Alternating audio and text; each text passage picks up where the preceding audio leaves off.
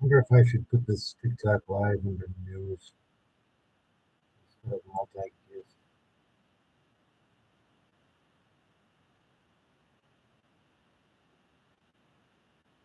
I'm gonna do it.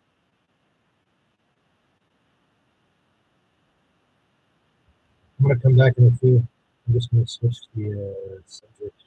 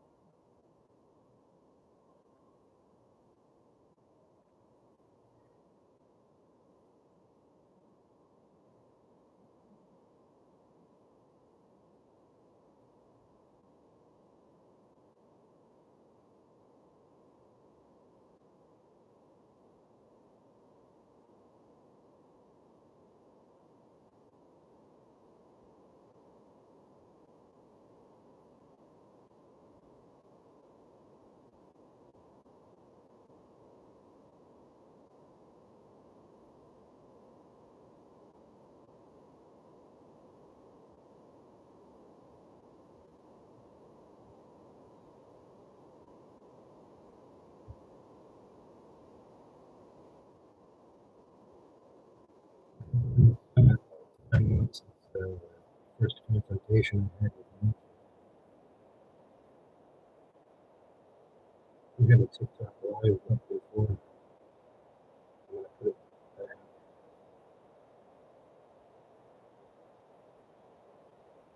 I'm gonna switch the subject.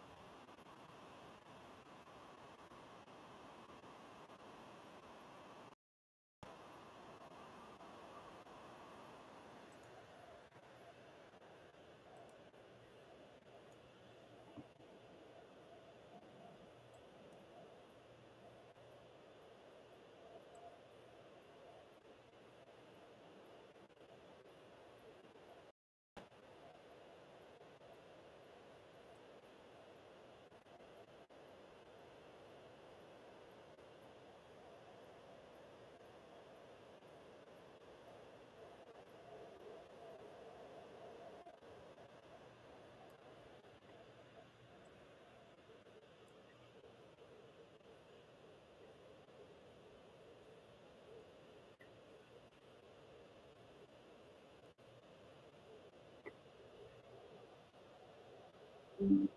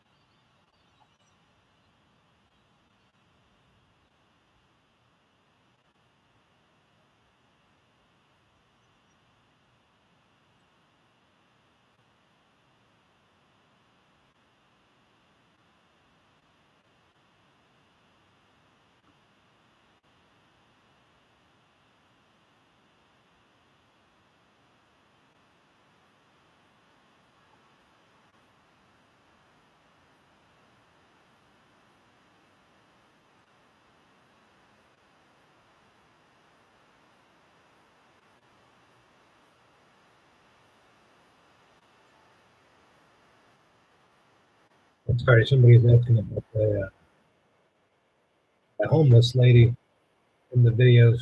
Yeah, I haven't seen her. It's still there.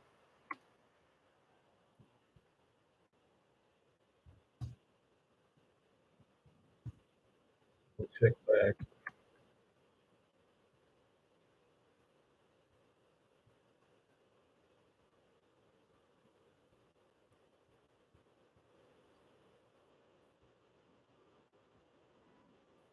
I was wondering that myself.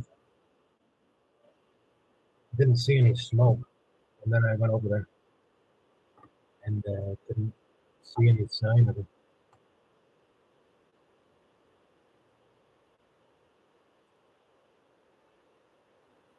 I do love campfires. So check it out.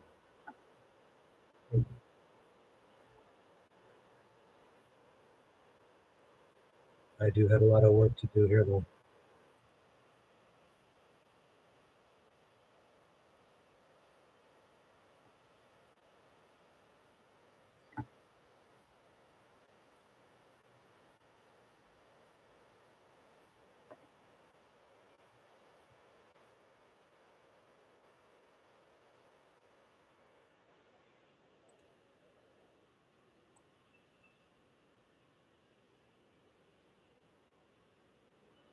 Which, by the way, is why I'm putting up this while I'm working.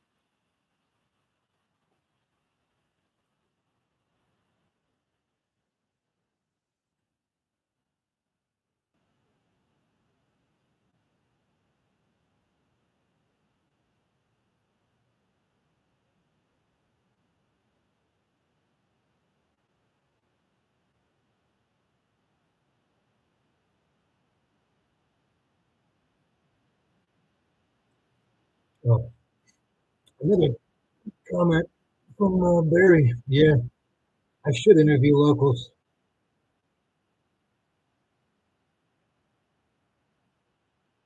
I would like to interview them about Mark Niemczyk, honestly. I kind of have a one-track mind,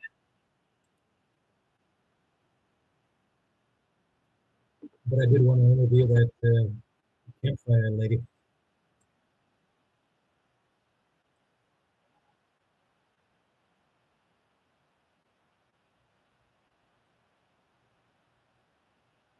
You don't have any questions about Niemczyk, do you? No? Like it says, it's 9 months.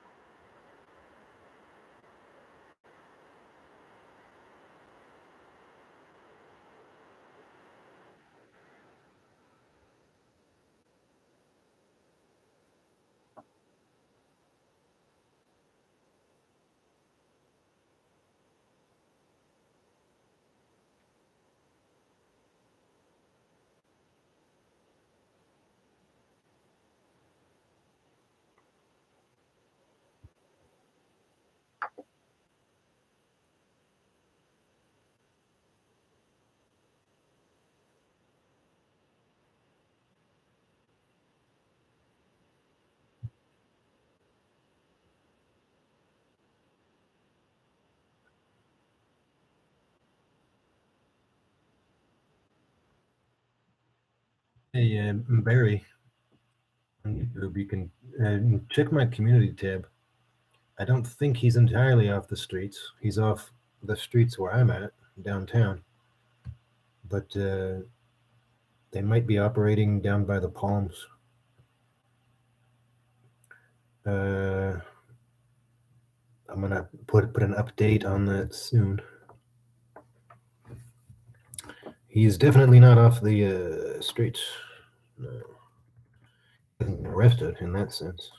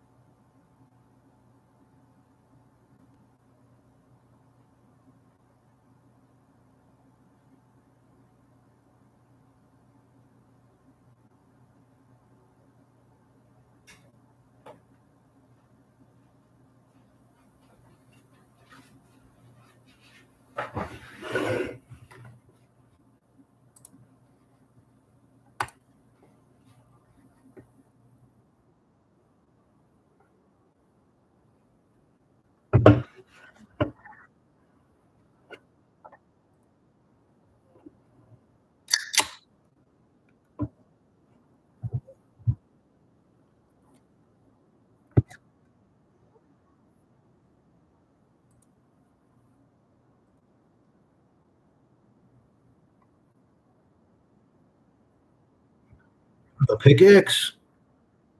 Put 'em on Craigslist.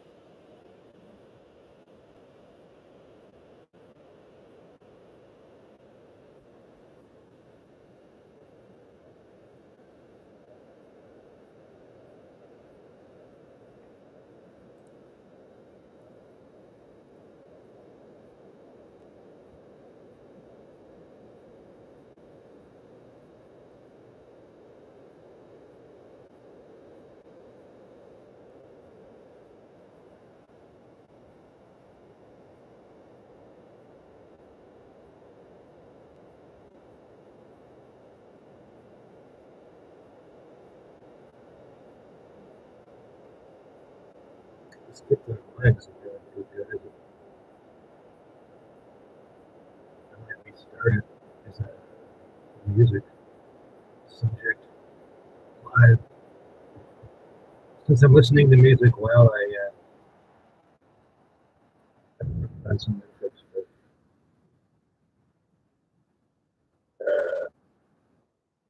point of this is if you didn't tune in before, it's been 9 months since I identified with the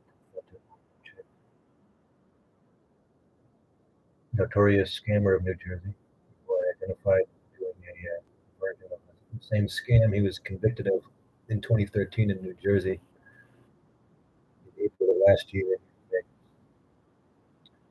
And there's a lot of background to it and a lot of reading on my TikTok. I've got the video pinned of this confrontation exactly 9 months ago. Like I said, April 28th. I tried to do a live before where I kind of went through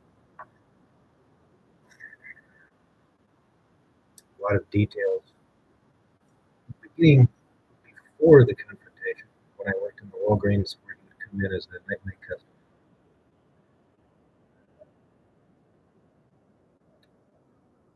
I don't think I made that very clear,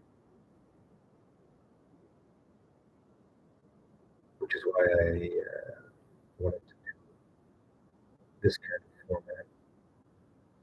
If anybody who's interested in this story wanted to ask any questions or comments, that might be the way to go.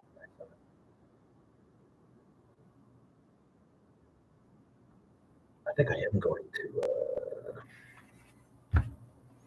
switch this live out to music.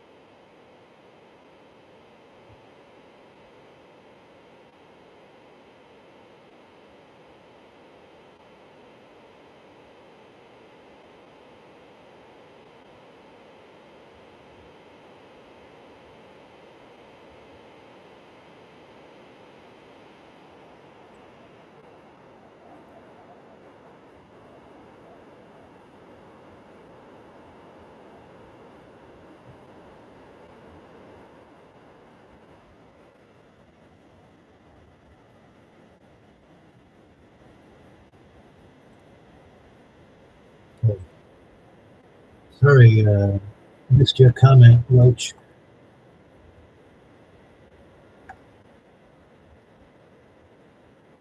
Stolen Valor sign.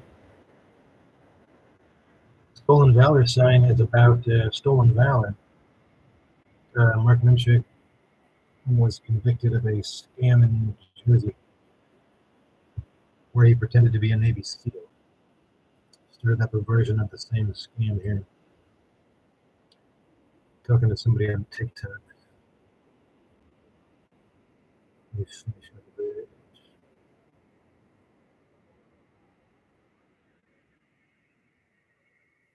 One second.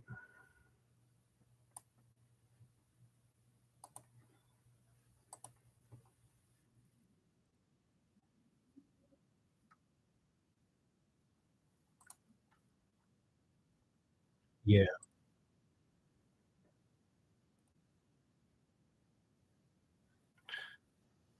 sorry. The I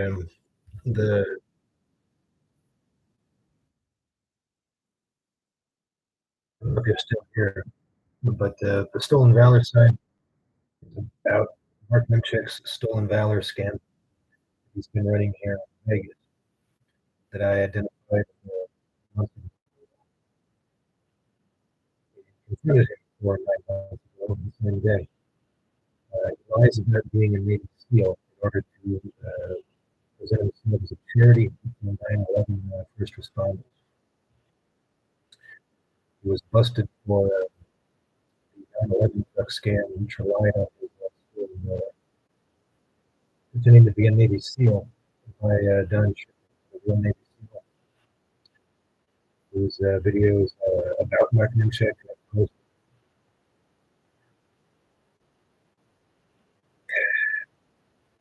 This is the challenge in presenting this because Rashi Roach on TikTok. I would say, well, watch my three pinned videos and then get back to me. You'll understand what the Stolen Valor sign is about.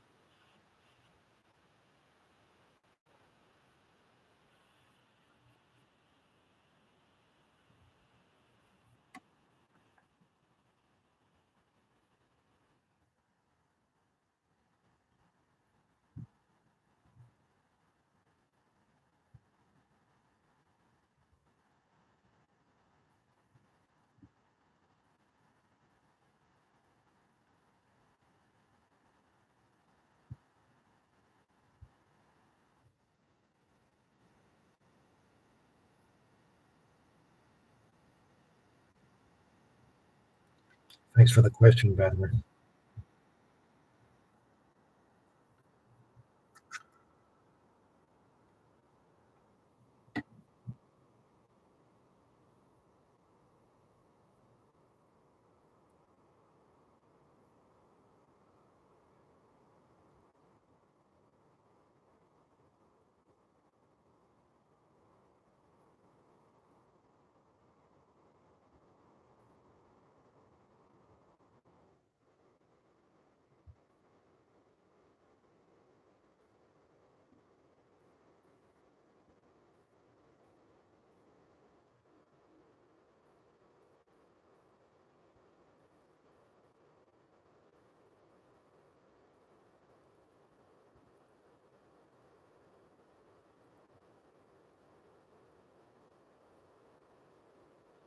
And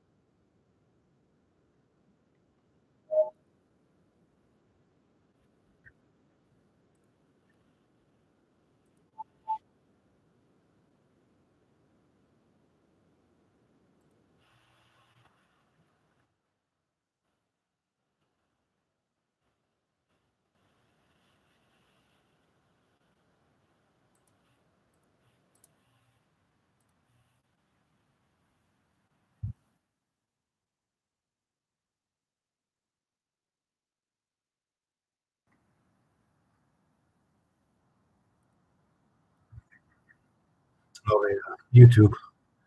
What's my work? It's this. It's exposing Mark Niemczyk for the moment. It's been basically my full-time work for the last 9 months. Well, I would say eight, more or less, because I got fired from the Walgreens for doing it because Mark Niemczyk told lies about you familiar with all that background. Before that, I was a truck driver.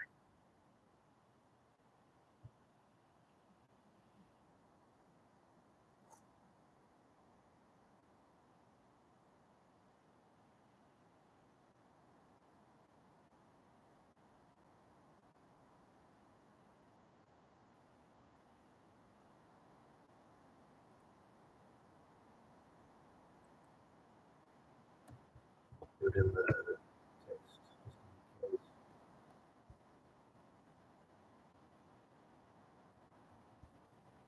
I should say there's no money in it.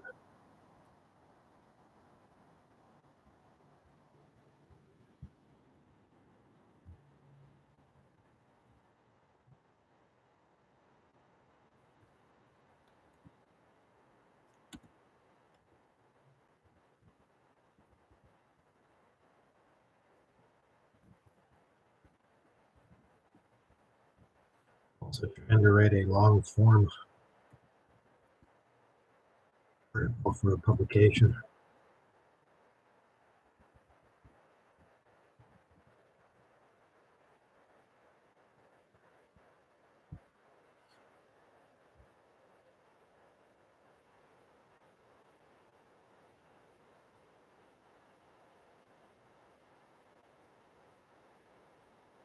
And a screenplay, but that's kind of on the back burner.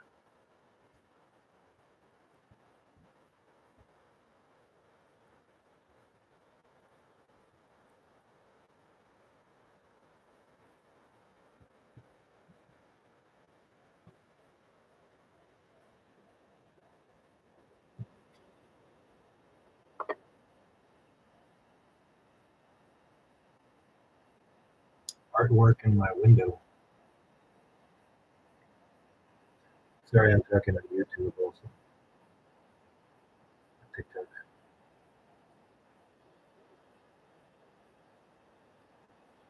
That's not a window, it's just a print on canvas. Want to see it?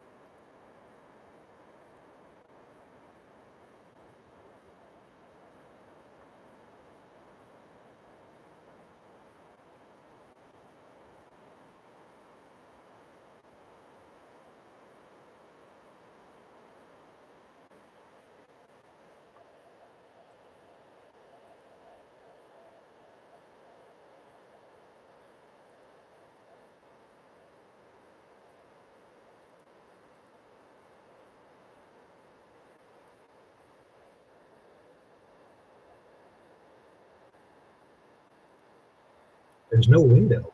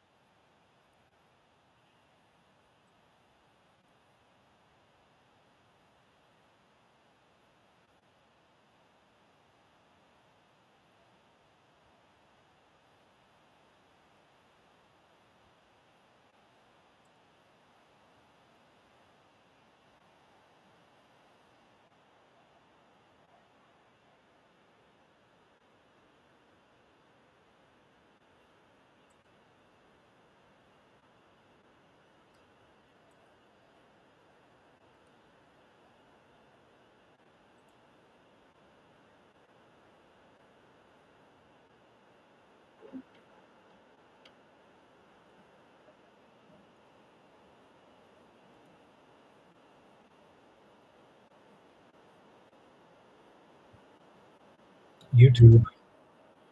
When will I make the screenplay? I'm chipping away at it.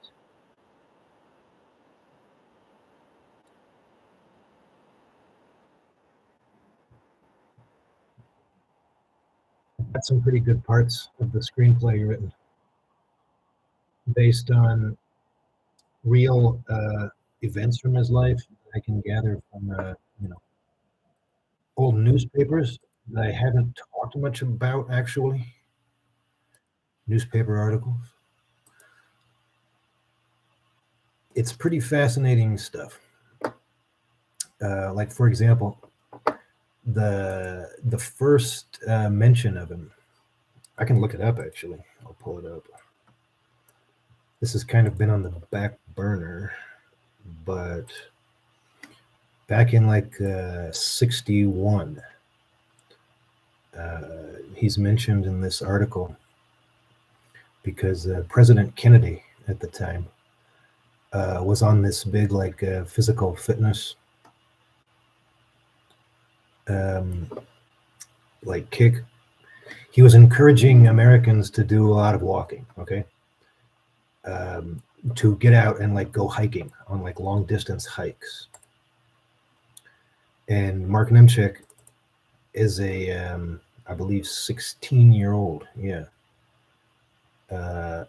was mentioned in, I got so much on my mind, I should remember the details of this. He's mentioned, among others, as being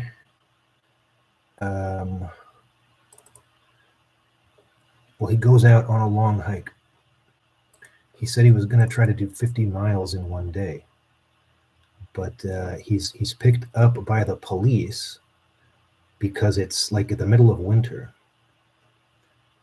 Where is it? My files are so like disorganized.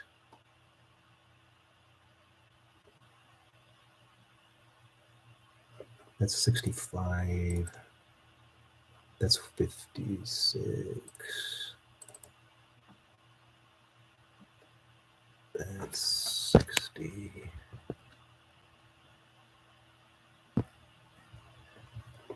Honestly, I haven't worked on the screenplay in about, here it is, more than a month.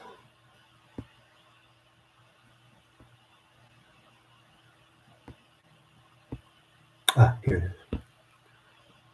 I'll put it up on the YouTube community tab. It's from the Herald News in Passaic, New Jersey. And the date is February 16th, 1963. February 63. And of course, Kennedy was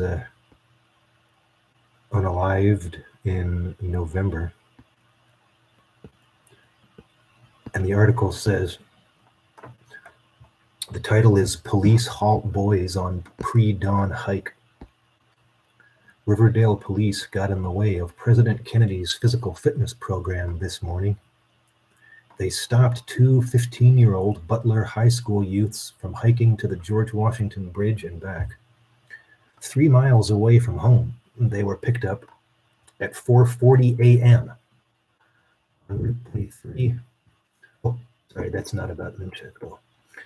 We talked about those boys, but he wasn't the only one. This was a thing that all, like, especially like young people were like obsessed with at the time, like going on these long hikes and like getting physically fit, because President Kennedy said basically the country's not healthy enough or active enough, and it was a Cold War era thing to get exercise. So anyway, here's the Niemczyk part. Mark Niemczyk, 16, of 83 Lafayette Avenue, because at that time they would put everybody's address they mentioned in the newspaper. They would literally put your name and your address. You couldn't do that today. So Mark Niemczyk, 16 of 83 Lafayette Avenue, left at 6:30 this morning for Bayonne with some unidentified companions from Passaic. He called home shortly before 10 a.m. from Kearney to relate that all was well and said he'd call again from Bayonne, where he will stop at police headquarters for verification of reaching that city. Mark figured the round trip would equal 50 miles and hopes to make it in 15 hours. His hiking experience before this has been limited to considerably shorter Boy Scout trips.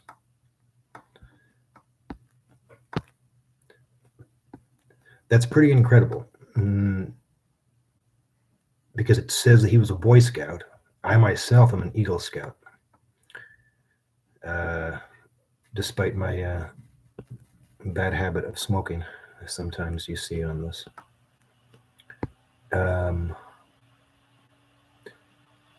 but it kind of shows that he was maybe a good kid when he was 16 years old. But as you go into the later news articles, he starts getting in trouble, uh, driving without a license, getting in a car accident that seems very suspicious, and the first mention of fraud when he's 23. Although it's not clear what the fraud is, it has something to do with, it seems to be the sale of a car that may not have been his. But I can get into all that. I'm going to post it on the YouTube community tab with a screenshot. But I just bring it up since you asked about the screenplay. I'm going to post the whole page of that newspaper, and then I'm going to post the close-up of that article.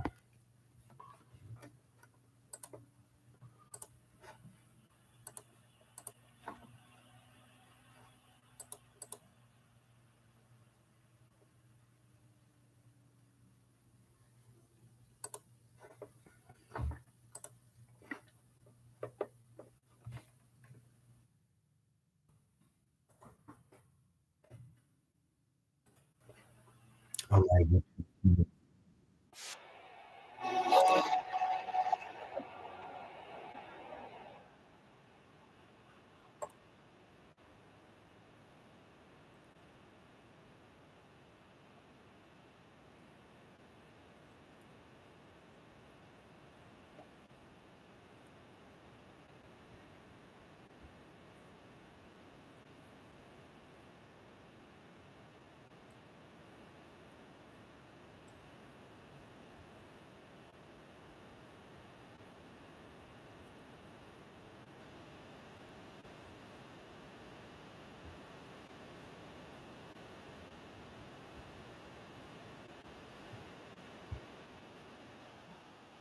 Do I think I'll make the screenplay? Absolutely.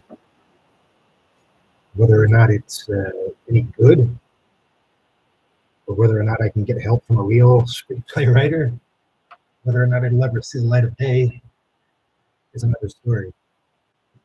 But I've long thought. Did you ever see the movie Blow with Johnny Depp?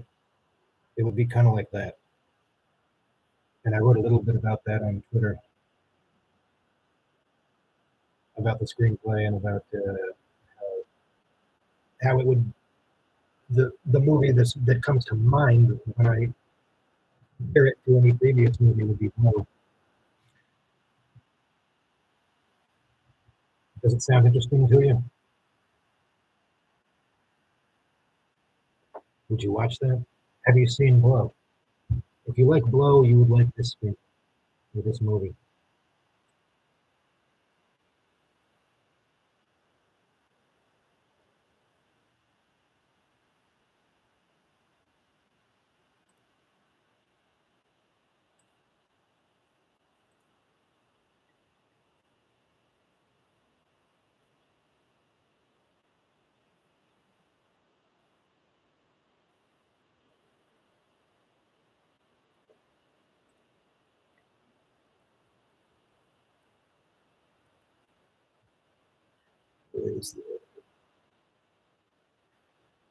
I've got so many old newspaper articles about him from New Jersey that I haven't even posted yet. They're really fascinating, actually. Not just about him, but about news at the time. Reading old newspapers is interesting to me.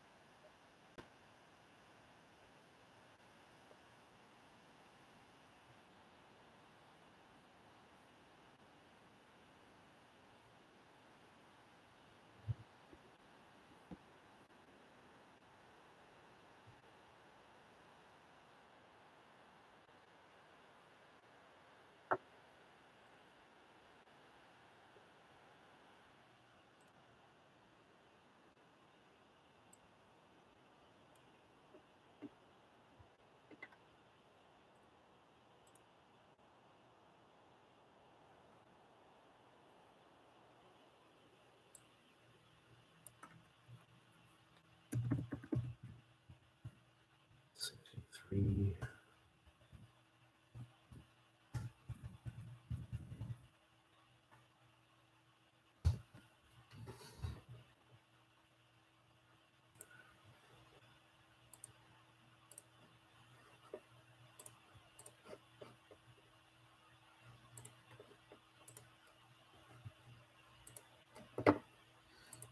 here it comes. 1 second.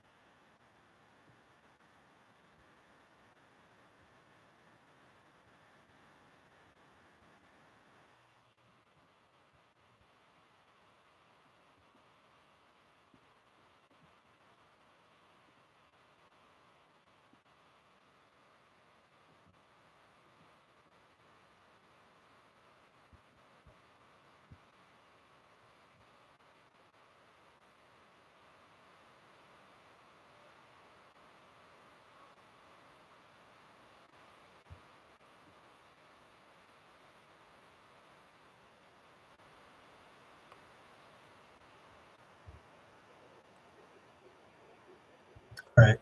I just posted it on the YouTube community tab. You can check it out.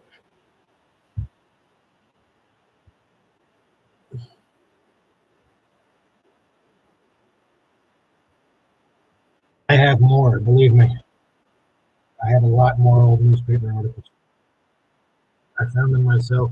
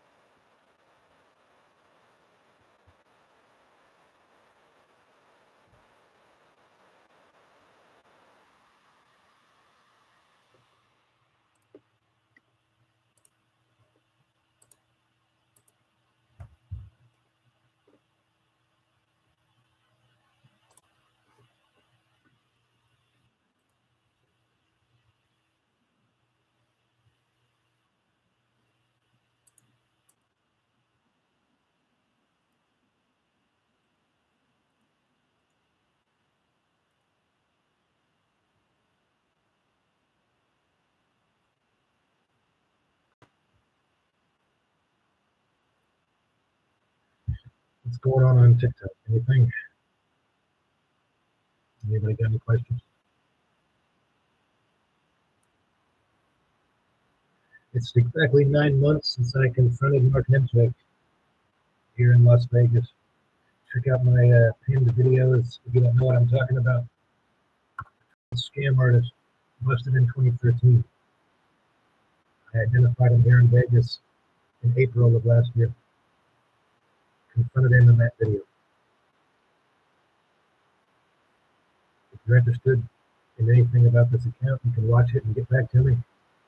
Things are starting to really become interesting. It was national news 10 years ago. Really, from 20, the scam ran from 2010 to 2012. It began to break local news in 2011. Really hit the national media 2012. And 2013 when he was charged, 2013 when he was convicted, 2014 when he was sentenced. And I want to make it national news again because he came out to Vegas in 2016 and started up a version of that scam. That's what this whole account is about.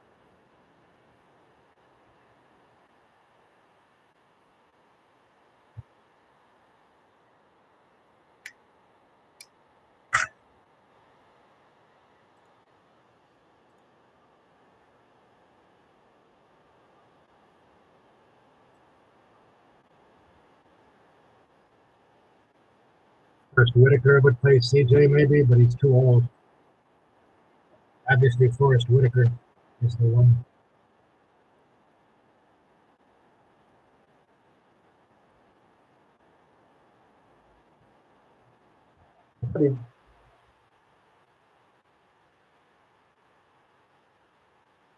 I have to make the movie myself. Who knows? I would have to use, make an independent film and get unknown actors. If I have to crowdsource or crowdfund it myself, eventually I might do that. Forrest Whitaker comes to mind, but he's too old to play CJ.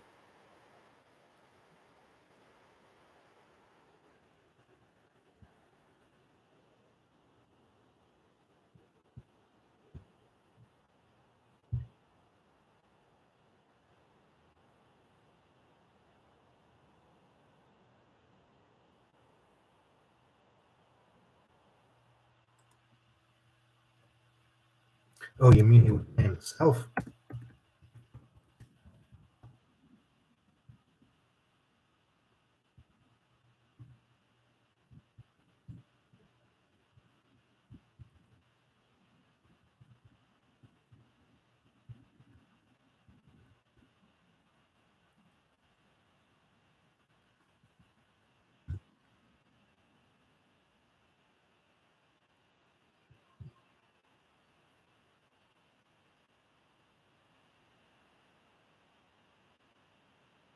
Did you see the last? Did you see the interview video with CJ?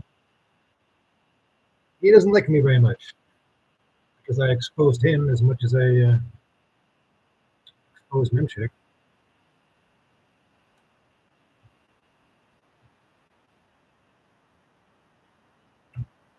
And he knew who Niemczyk was. I told him. And he took that call from Mike anyway.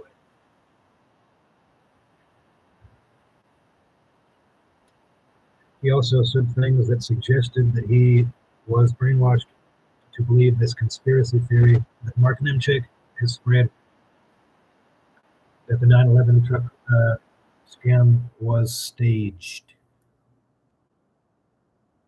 You can read about that in the more about that in the.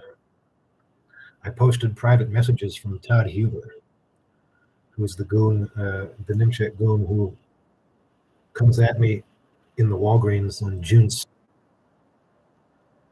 If you do a search YouTube for 6/2/ maybe I'll just post it.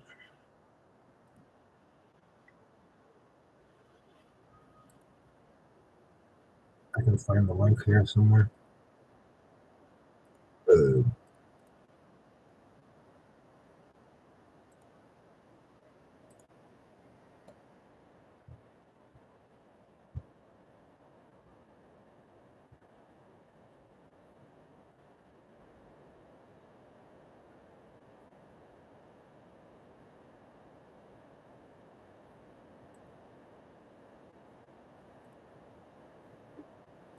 It's a pretty important video in this story.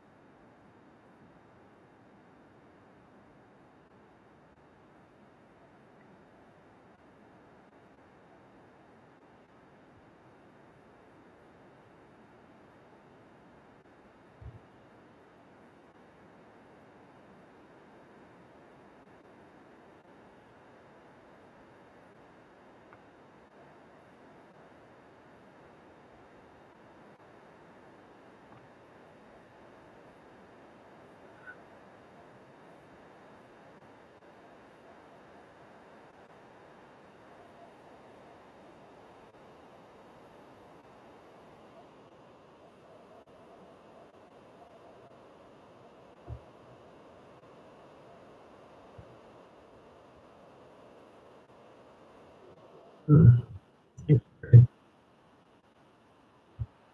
I can't wait either. There's so much junk being produced by Hollywood also. And I know how hard it is for like independent filmmakers to get anything done, but I want to give it a shot. A well-written screenplay, the dialogue in the screenplay, I think, is everything. And if I can just do that and shop it around, it can be done. Why not? The story is truly stranger than fiction. From New Jersey to Vegas, not to mention all the places the 9/11 truck went. It would be a road movie in a sense too, because they drove the 9/11 truck out as far as Michigan and probably further.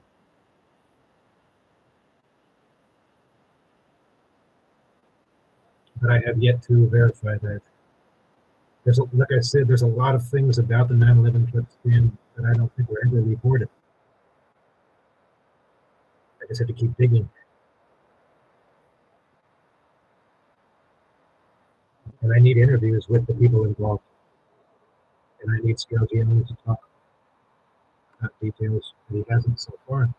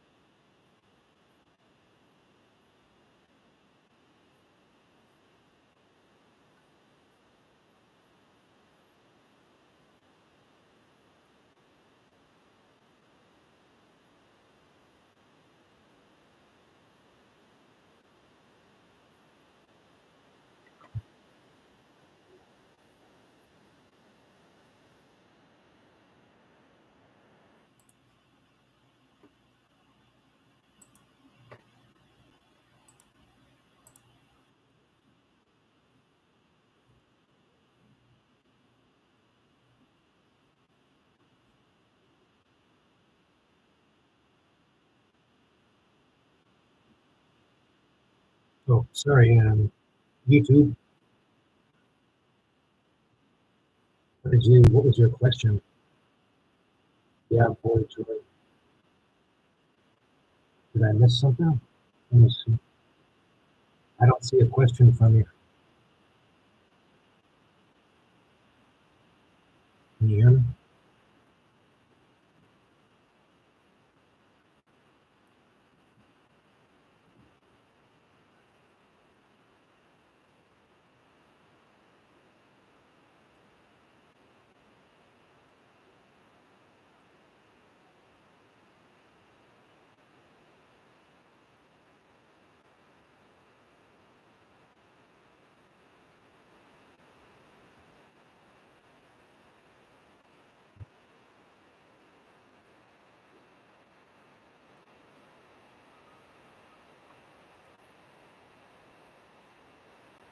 I didn't see a question from you. That's what I'm here for. I'm answering questions.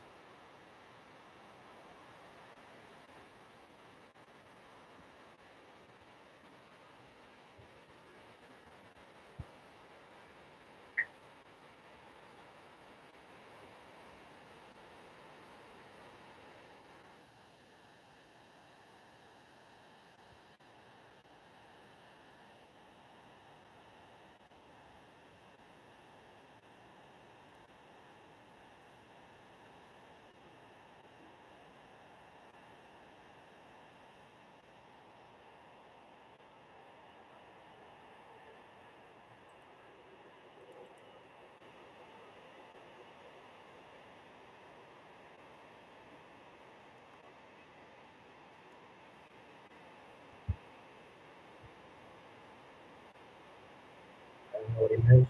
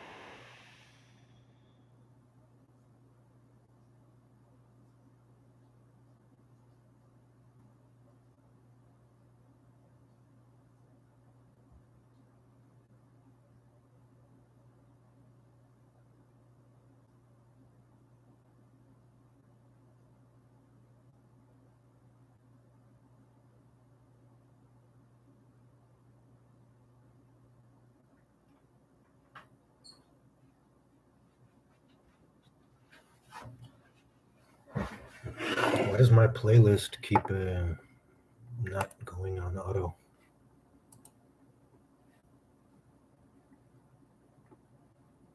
Oh, that's why.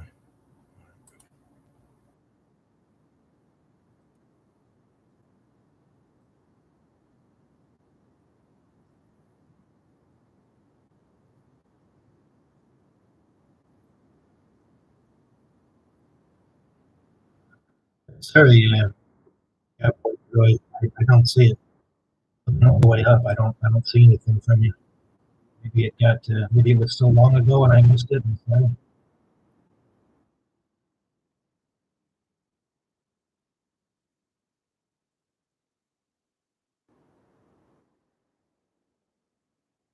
Question.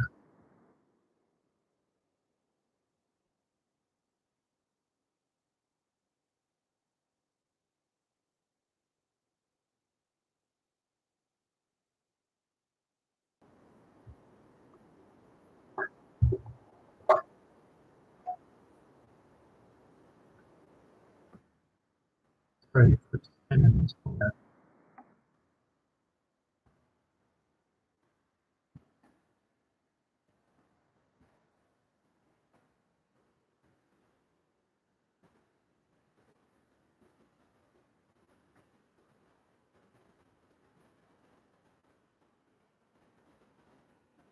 2 hours ago. I do a live where I talk into the camera, and I'm just not good at it. I tried to give a big picture explanation of everything, starting with before I identified Niemczyk. Talked about the confrontation exactly 9 months ago today, but I'm just not good at it. So I thought I would do this Q&A session, but I'll get better, I think, with practice.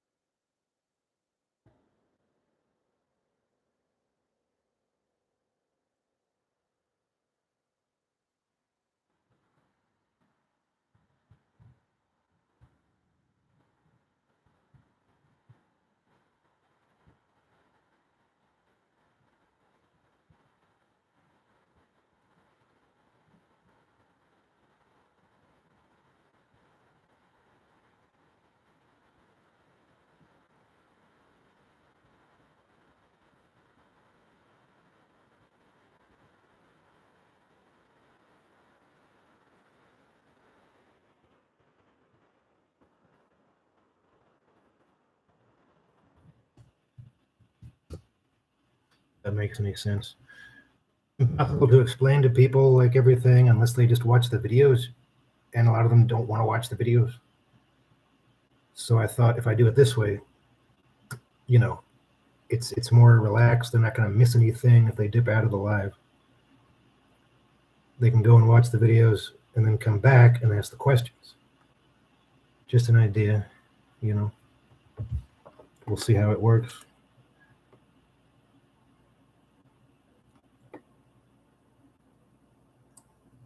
Dude, I'm not seeing your question. I'm sorry. Can you ask it again? Is that the question? I'm just going to dip out from the live with that explanation? Yeah, I am. That's my prerogative. That's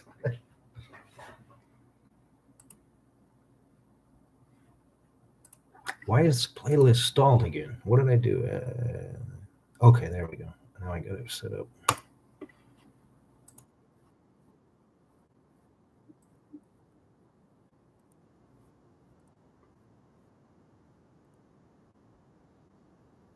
What's going on on TikTok? Anything? Not really. Sorry, TikTok. I'm talking to YouTube live. They're a little bit more active than you did. If you have any questions, now's the time to ask. Watch my pinned videos. Today is 9 months since I confronted Mark Niemczyk, notorious scam artist that I caught doing a version of the same scam. He was convicted of in New Jersey, but it was here in Vegas. That's why the account is called Exposing Mark Niemczyk.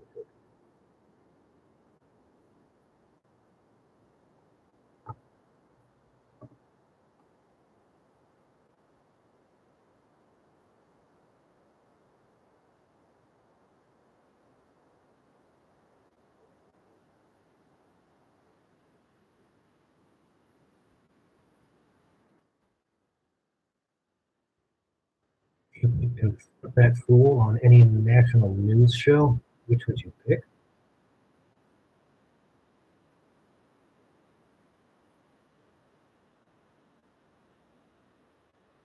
I mean, if it was on a news show, it wouldn't really be a confrontation. That would be where he's voluntarily coming in, right?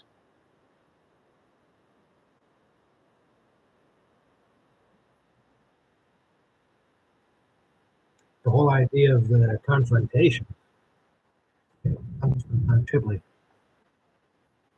Don Shipley, the real Navy SEAL who busts stolen valor scammers. He used to do in-person confrontations like the one I did. So what happened was when I ID'd Niemczyk on the 28th in the afternoon, I did a whole bunch of research on him for a few hours. Of course, I came across Don Shipley's history with him, and I saw how he did the in-person confrontation. Even before I saw that, in the hours before, I was thinking, I'm going to go and call that MFer out. But then when I saw that Don Shipley had done that already with other guys, I'm like, I definitely got to do that, and I got to get it on camera. So that's what I did. And then I actually sent it in to Dan Shipley, and he posted it on his website with a commentary. It's posted on my platforms. So that's what the confrontation is. It's kind of a unique kind of format. Not so much a news show, I would say. I mean, I don't know what would you think would be the best show, or where are you from anyway?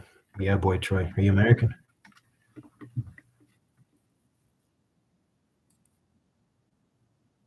Just because there's other like about 15% of the people on the viewers generally are like overseas.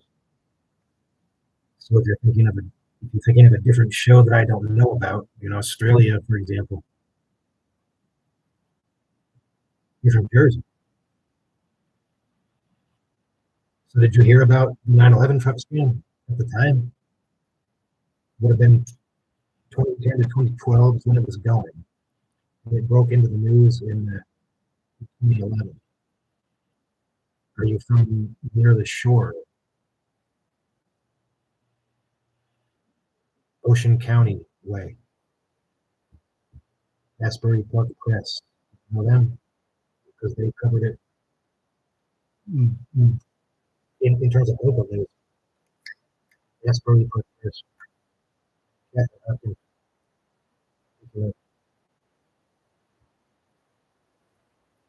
covered it thoroughly before the national media took it up. Did you hear about the 9/11 trucks about 10 years ago? Yeah, boy. That's why I always ask people if they meet from Jersey.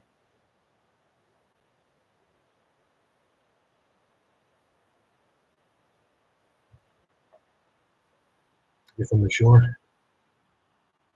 The other interesting thing about Niemczyk that I got from sources there, and is the thing that he's in the newspapers for most, is fishing, deep sea fishing. Believe it or not, Mark Niemczyk holds world records in certain types of fish caught. I believe that he was so into fishing. At the same time, he was doing shady stuff that he got into trouble financially. And this is in the late 70s and 80s. He was really like big on the fishing scene, made those world records. I forget like the types of fish because I'm not fishing. Tunnies, albacore. I can look it up. I can post it. All those fishing articles kind of blend together for me. If you're interested, you can't find them on Google. You have to go to somewhere like newspapers.com and search for his name to dig up those old news articles. You can even get a 7-day free trial on newspapers.com. Yeah, Asbury Park Press. They covered him the most of all of them.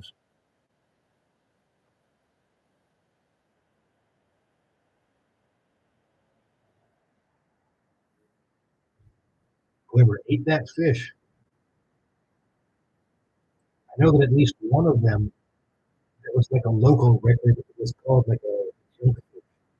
That world record was supposedly like a good eating. It didn't say like how much he sold them for, but I remember there was some other guy who like was with him, sold his fish for a lot of money. And you can look at all that. I gotta post those news articles eventually. But like since they're like like mine kind of proprietarily in the sense that I dug them up. I want to kind of I want to take my time like presenting them, bring up some context about it. But that would also be a big part in a screenplay. Him out there on the ocean, staring out at the sea, you know, and then you like flash like a montage kind of, but you show him like in the 70s with his fishing pole on a ship, reeling in the big one, and then like you flash to like now in Las Vegas, middle of the desert, no fishing. He's just sitting there, like, and he's sitting and thinking about that time he caught the big one and how that represents like all of his lost, like the unfulfilled dreams. There's also a huge gambler, and is, but the Atlantic City side of the story is one of the most interesting. He used the money from the 9/11 truck scam. He was a big gambler before that, and according to some sources, he won some kind of a, um, a jackpot of $700,000, which was probably quickly lost back in the casinos in Atlantic City. And that and other things might have been what inspired him to do the 9/11 truck scam. There are even like announcements in the old New Jersey newspapers that say, like, this is something you won't see today, but as recently as the early 2000s you would. It says that the following people like have a lien on their property, and they're being forced to like sell things at public auction. And there's Mark Niemczyk's name listed. And it says that he's selling, among other things, fishing equipment. There's also another article that announces his son, Mike, not being like forced to sell things at auction, but just like selling them on his own, like an early version of Craigslist. Well, you know what I mean, like want ads in the newspaper, but he's just like announcing that he has some things for sale, and he puts his phone number and his address in New Jersey, and it says that he's also selling like miscellaneous goods and fishing equipment. So think about that. Like he was this great, probably father and son both went fishing a lot. They got into major financial trouble. They had already pulled off, the father was already a felon for the 89 welfare fraud, for which there is very little details. But I can tell you that Mark Niemczyk, and his wife, the mother of Mike, whose name was Lorraine, she was also convicted of him with it, or for the felony welfare fraud in 1989. Yeah, I know this is a lot of detail, and I might probably not making sense, but that's one of the crimes that Mark Niemczyk was convicted of: the felony welfare fraud. He and his wife in '89, and as a result of that, their finances, it appears, really started to go downhill.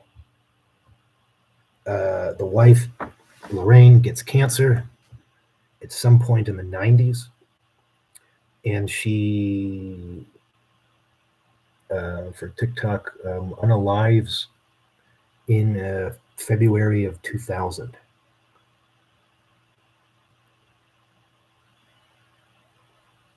And then after that, there's a news article from late 2000 that talks about, and I'm going to get into this later. It says that the gist of that story is that Mark Niemczyk and Mike Niemczyk are living in a trailer park somewhere in New Jersey. And the news article is about how one of the mobile homes where they live caught fire, and how both Mark and Mike sprung into action and tried to put it out with a garden hose. And the reason that's important, and I might as well let the cat out of the bag now. I have a theory. Okay. There are several news articles dated between the 1970s and as recently as 2008 that say that Mark Niemczyk was in the right place at the right time and responded to some kind of fire emergency. There's even one very interesting article that's took place in North Carolina.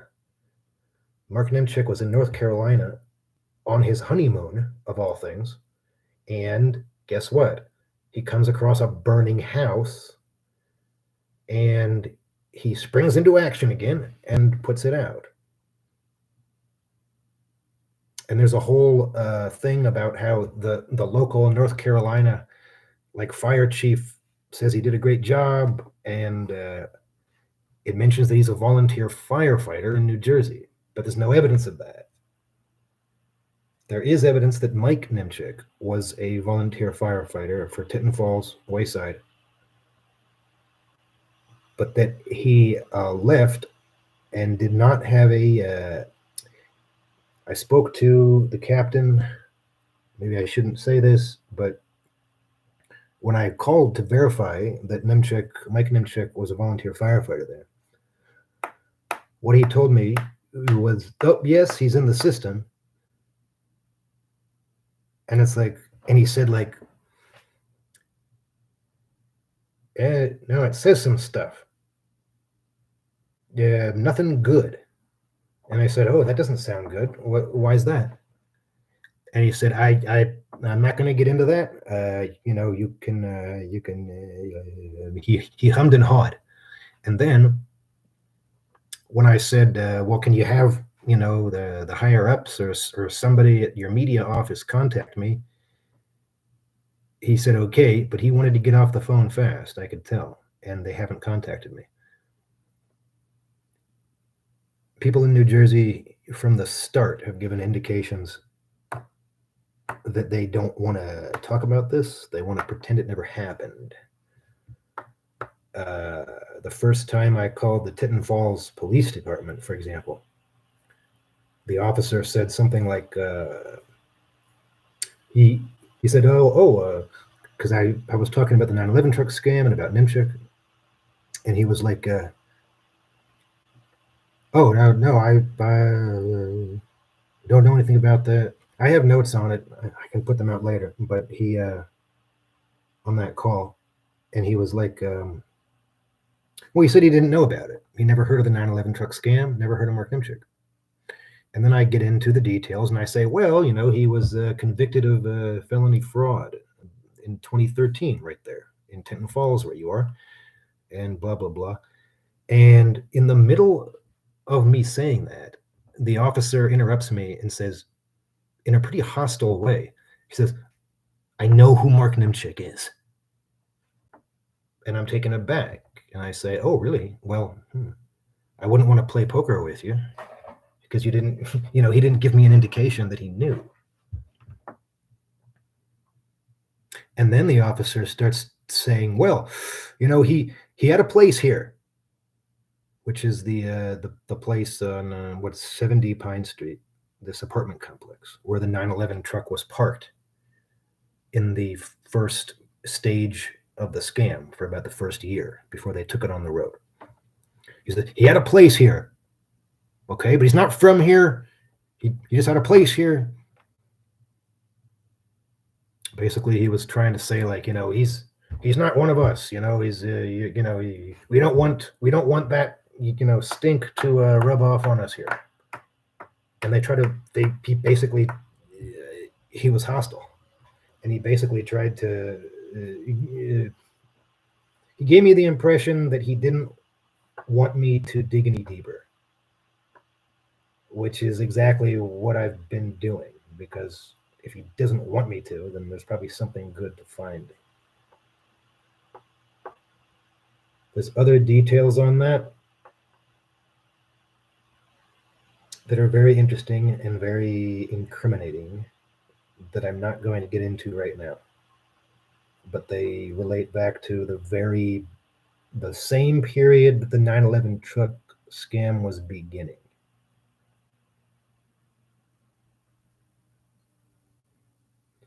And it's funny you say arsonist, Barry Bark, because you're you're not far off the mark. No pun intended. Uh, there is something to that. It involves Mike.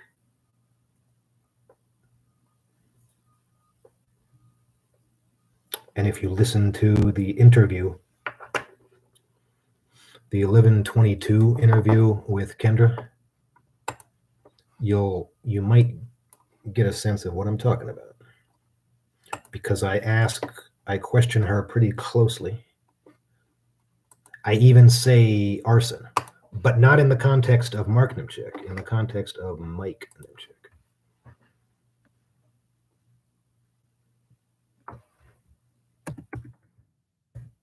I'll put a link up if you haven't seen that interview.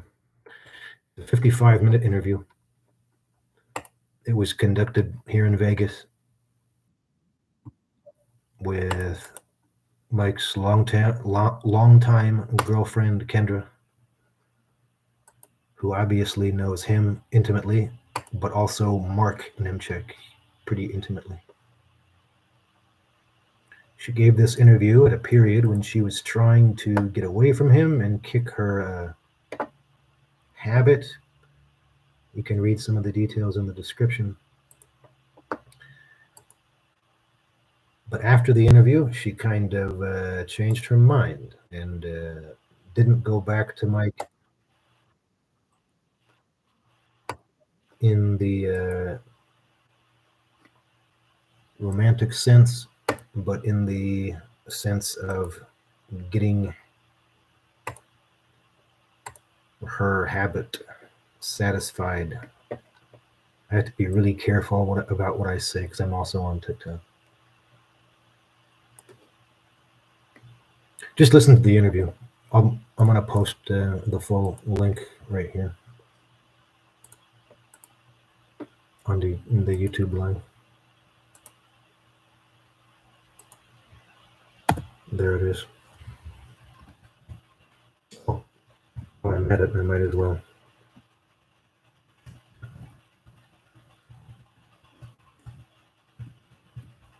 I forgot about the TikTok live.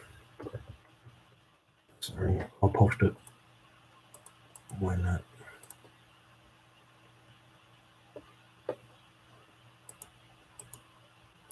I can play some of it too while I'm at it. Here's the beginning.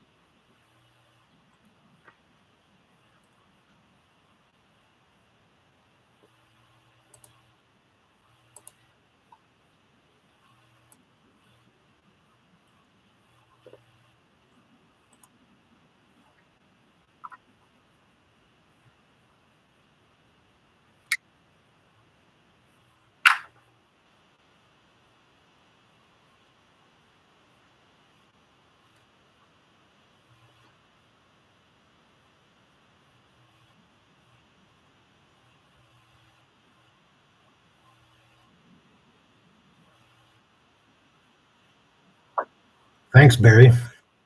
Thanks for your interest.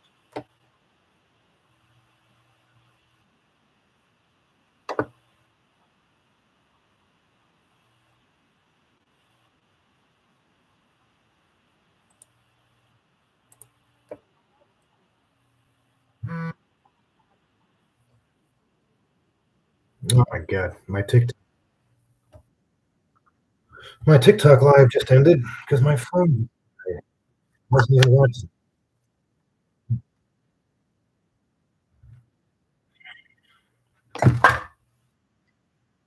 I can't lap.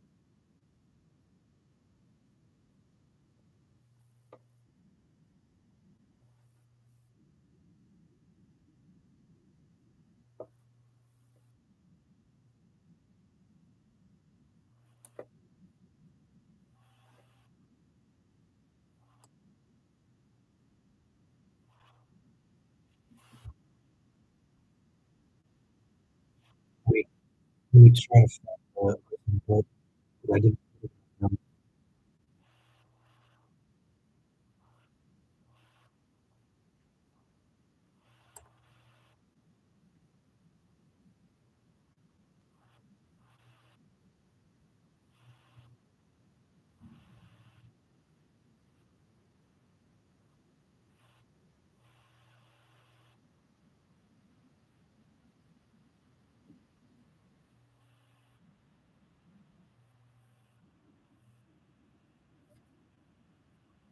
This is it.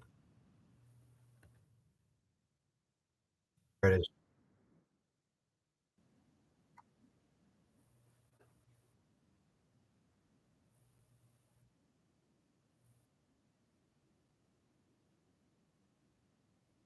Yes, I did.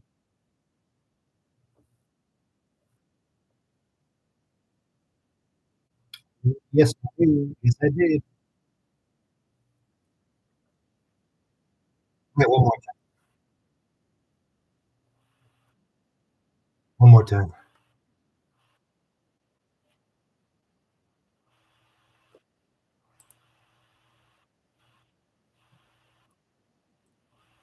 And the reason I'm asking that is based on New Jersey sources.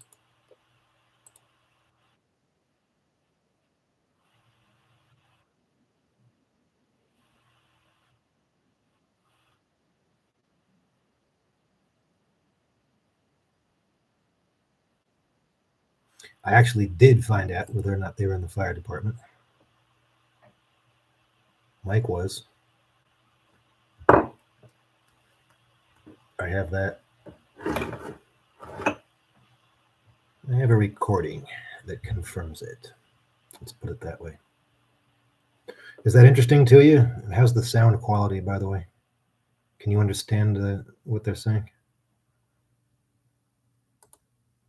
Can you under? Is the sound quality good on that?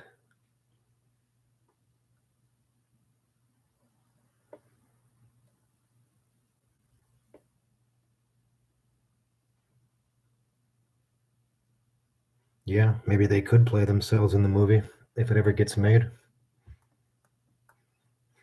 A lot of independent filmmakers use like first time people, but there's always problems with people playing themselves in a movie. Like they can't, they're too close to it. You know what I mean? And there's plenty of struggling actors who could do the role better. Again, how's the sound quality on that? You want to keep playing it, or you want to listen to music?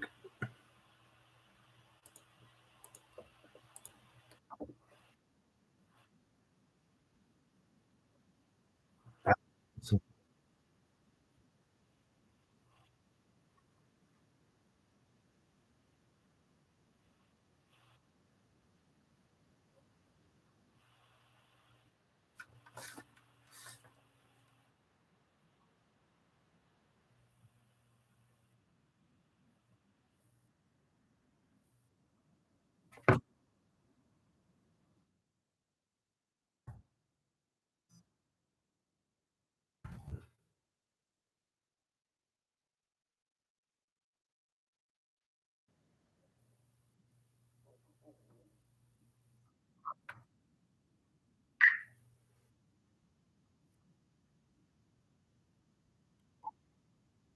Good, good to know the sound quality. While I while I've got this playing, I'll if you haven't listened to this interview, this is the best part. It's where she implicates Mike in the 9/11 truck scam, which was the first indication I had of it, since confirmed by Scalgione.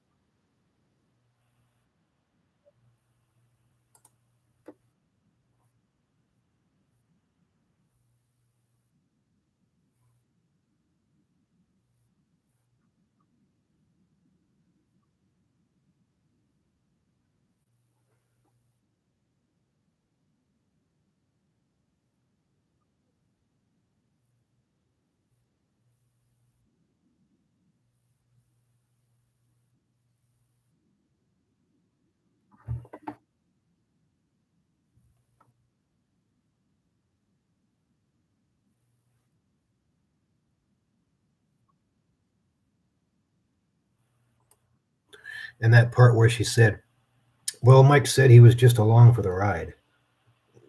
Later on, I press her on that, and she doesn't budge.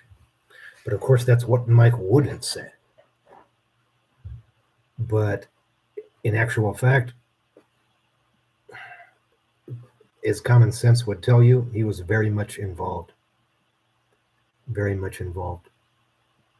from the beginning. And the reason that's important is because obviously Mark Niemczyk and Scalgione, again in the indictment press release you see right there on my sign, um, they were the ones convicted of it. Mike was never charged, never mentioned in court documents, and never mentioned in the media reports. So to find out, 10 years later that Mike's pick mugshot should be here too in the New Jersey press release is, I mean, that's legit news. That I've broken 10 years later.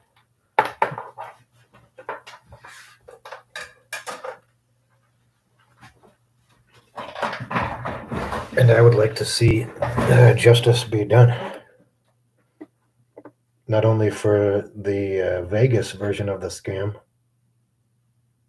but for Mike's role in the original 9/11 truck scam. He should have been. He should have faced a felony indictment, and he didn't. Want to get my TikTok live back up. Like I said, the phone died right in the middle of it, so I don't know. Watch that interview for a bit, or watch some of my videos in because I need 5 minutes here.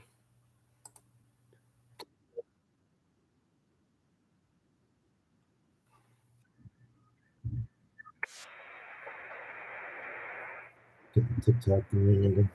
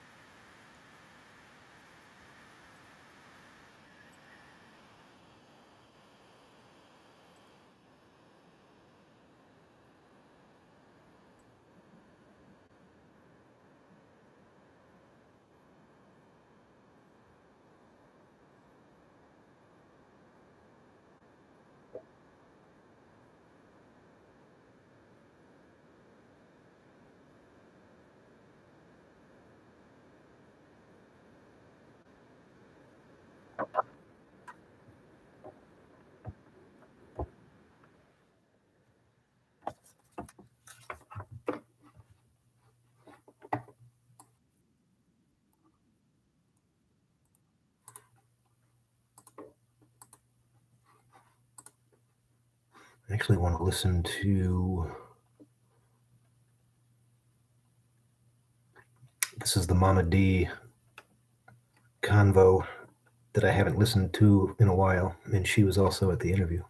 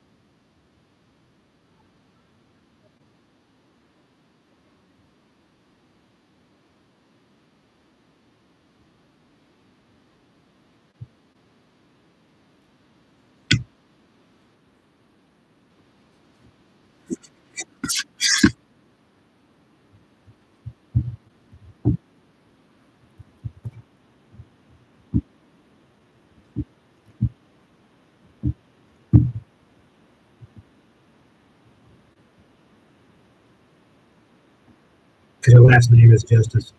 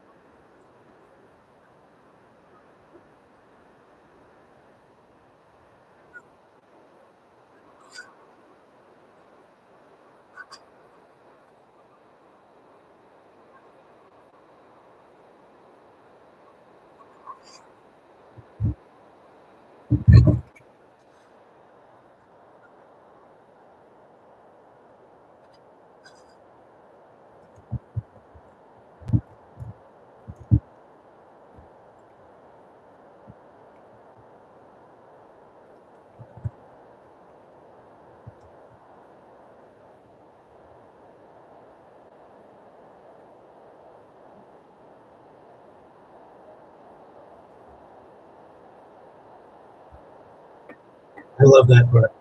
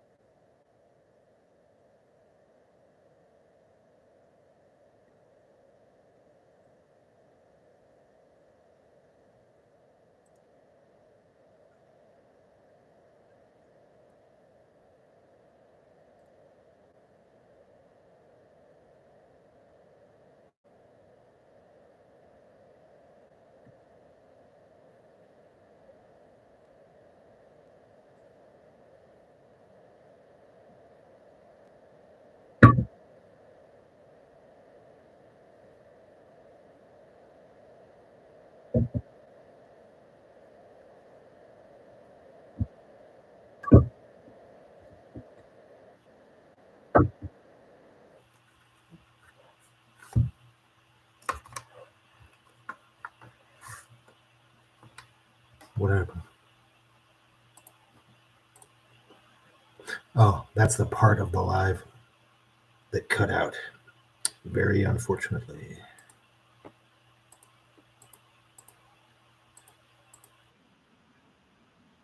And then it continues.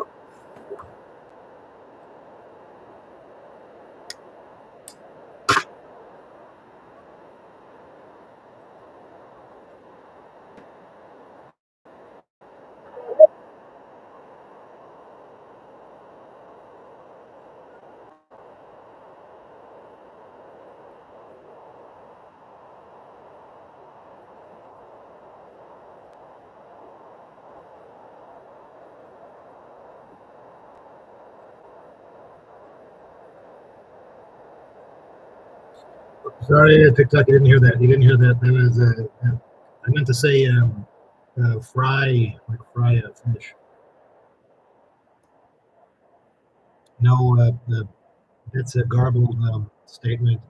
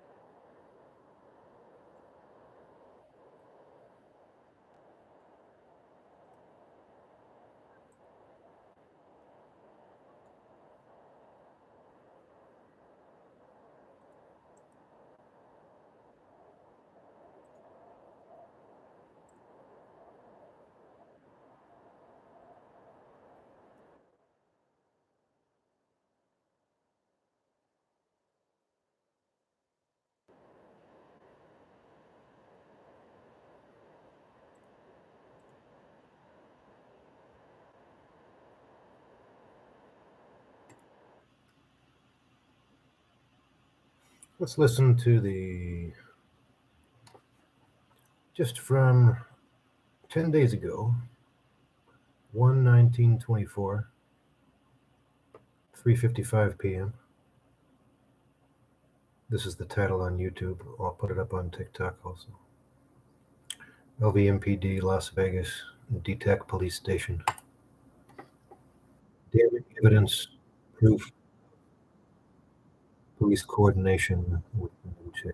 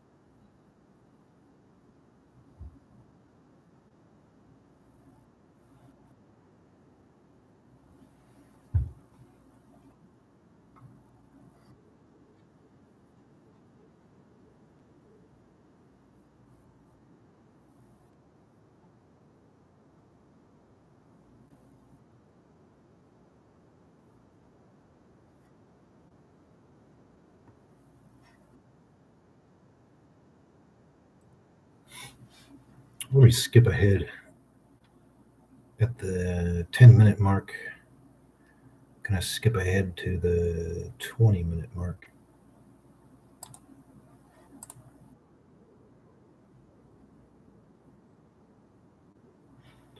Sorry, make that the 19-minute mark.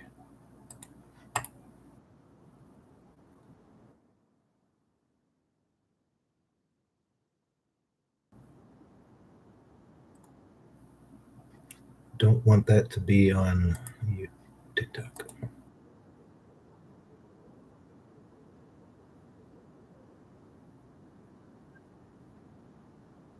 The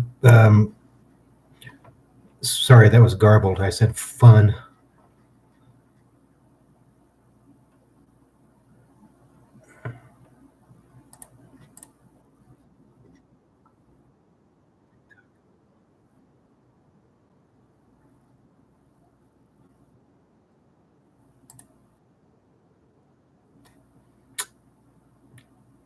Darn it, TikTok. Can't say that on TikTok.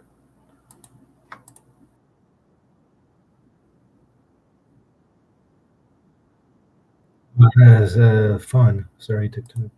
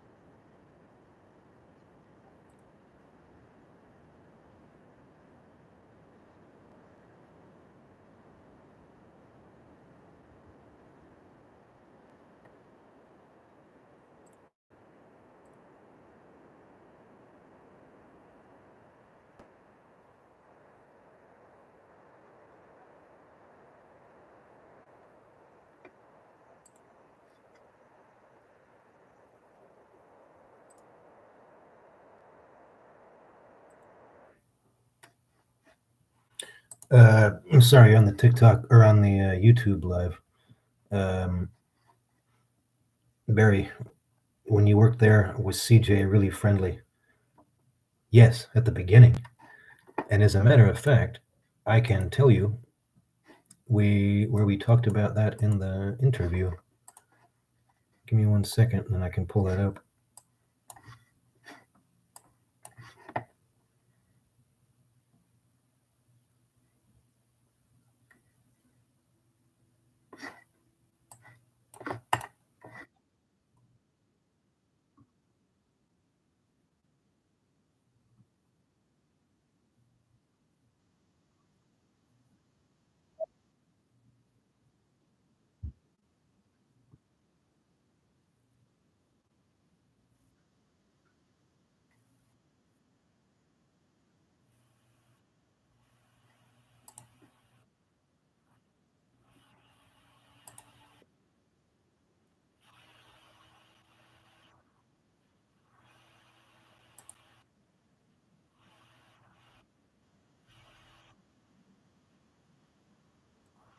Here we're talking about CJ.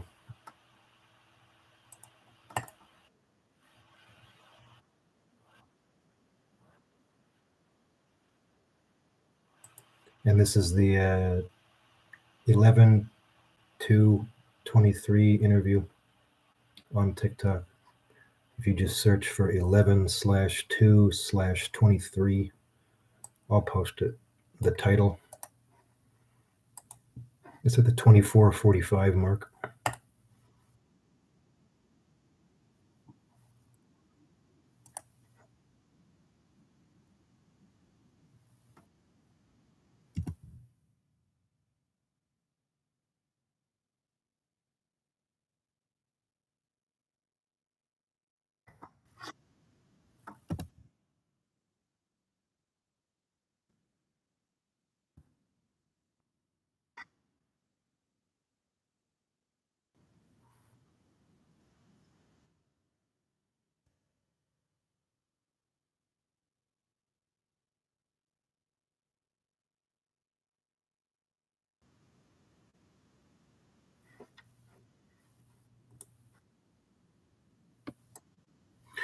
So listen again. I say we're talking about the pedophile lie that Mark Niemczyk was spreading in the store, the Walgreens, and on Fremont Street. But at this point, Kendra is admitting that Mike told her, or Mike and Mark would have told her that Mark had gone into the Walgreens and told that to CJ. And I say, because you asked if he was friendly, yes, initially he was. When I worked there, and even after the confrontation, which is exactly 9 months ago today, initially he was too. But then I say his whole demeanor toward me changed on a dime. And that was a result of the brainwashing by the manipulative, sociopathic con artist, Mark Niemczyk. This is the part.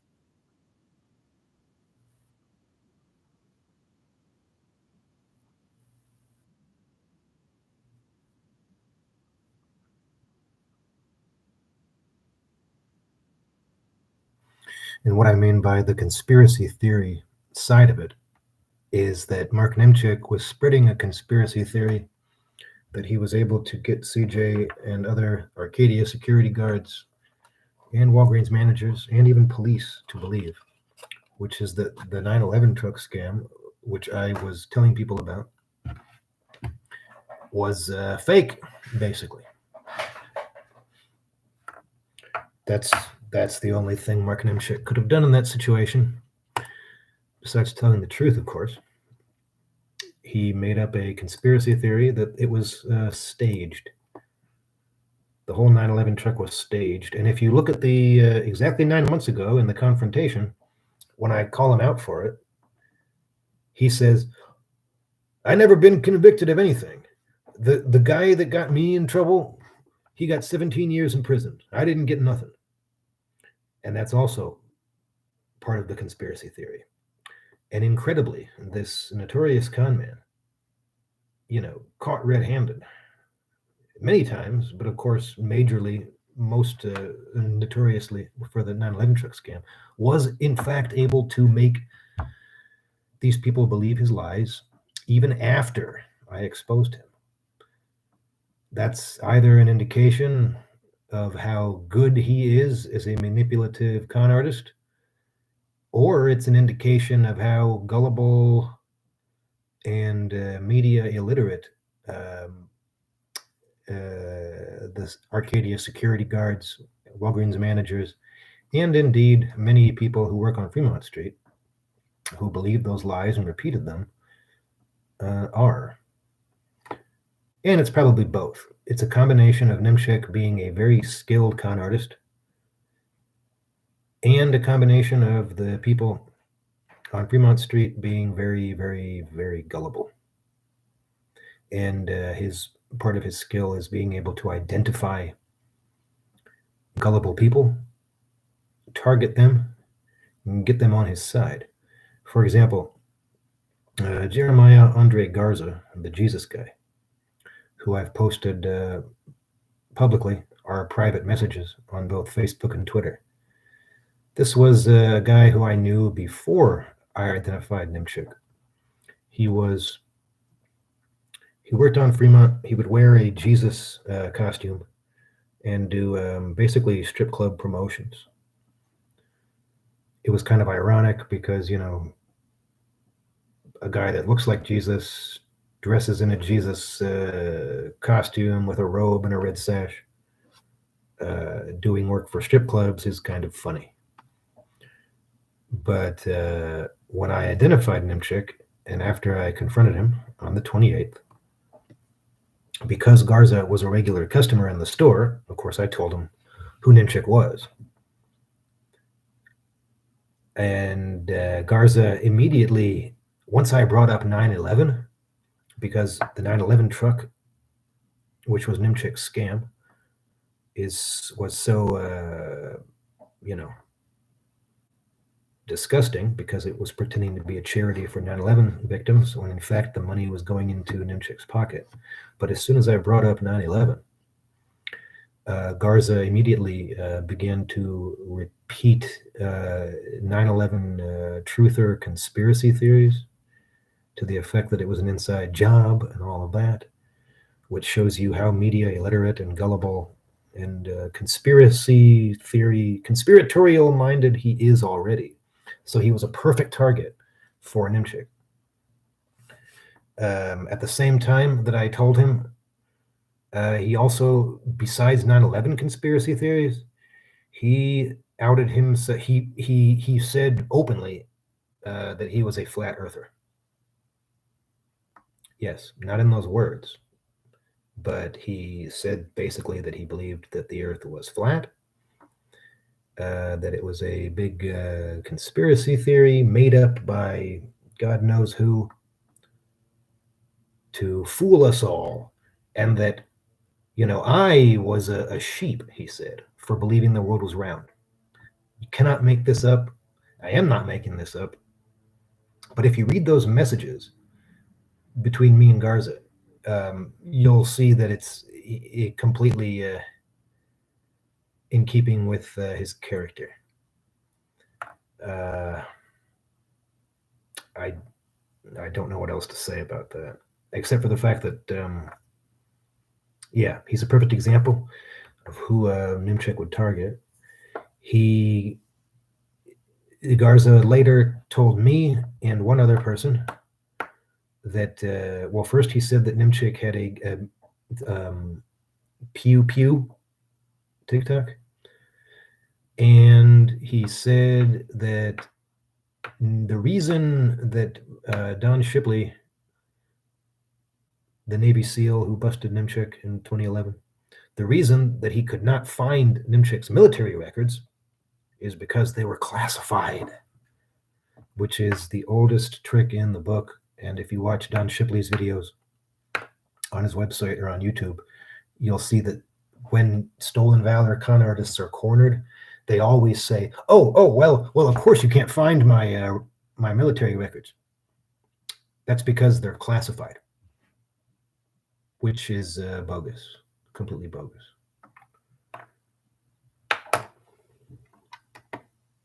But someone like Garza is all too eager to believe it, and all too eager to believe that the major media reports, both first by the New Jersey local media and then by national media outlets about the 9/11 truck scam, he was all too ready to believe that that was all staged. And there's something deeper at play, and there's people who are out to get him and him, Niemczyk, and make him look like a scammer because something to do with Trump is the gist of it. Although I haven't had sources reveal the inner details of that conspiracy, but I can surmise that Niemczyk was saying that because he was this big time Trump supporter, that the deep state was, even back then, somehow, 10 years ago, before Trump was even on the national political radar, even then, somehow he was a target of the deep state. And so they wanted to smear him. So they made up this elaborate 9/11 truck thing so that they could convict him of felony fraud. As insane as that sounds, that is what many people on Fremont Street were brainwashed to believe. And if you know that many of those people are already conspiracy minded, media illiterate, and unbalanced like Garza, they're of course they would believe that. They would jump at the chance to buy into a conspiracy theory like that.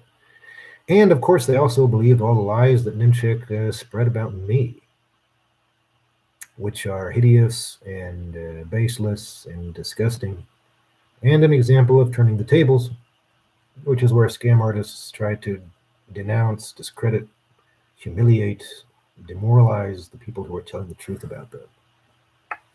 I know I've kind of got off topic, but oh yeah. So I was answering that question. All that is to answer the question from Barry Bark. When you worked there, was CJ really friendly or aloof? They're all kind of aloof, being security guards, but he was one of the more, personable. Before Niemczyk brainwashed him. There's also another question: Have you turned Carter 79?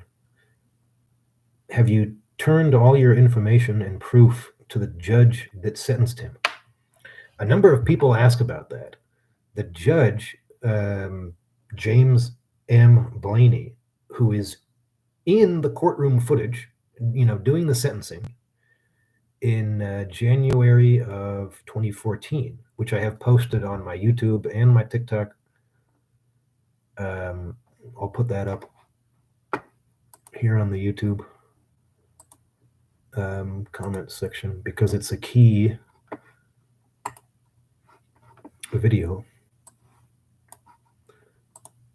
It was reported on the scene live by Kathleen Hopkins, the Asbury Park Press reporter, who was on the 9/11 truck story from the beginning to the end. And of course, there she was in the courtroom.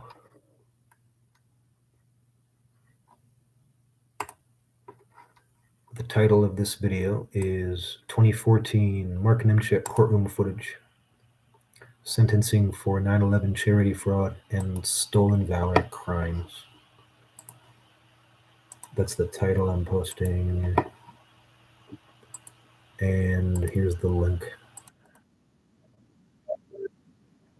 I might as well play the audio too.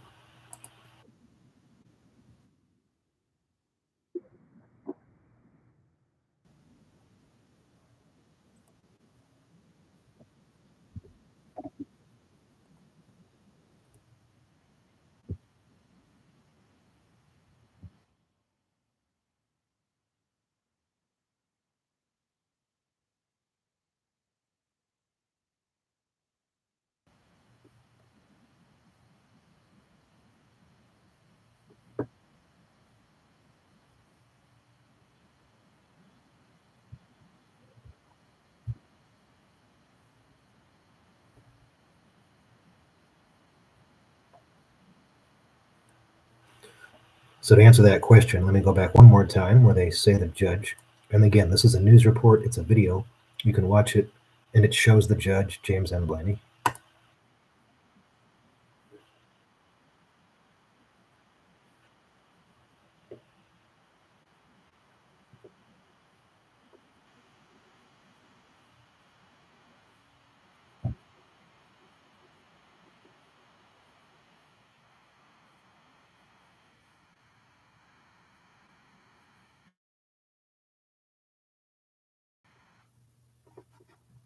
Oh,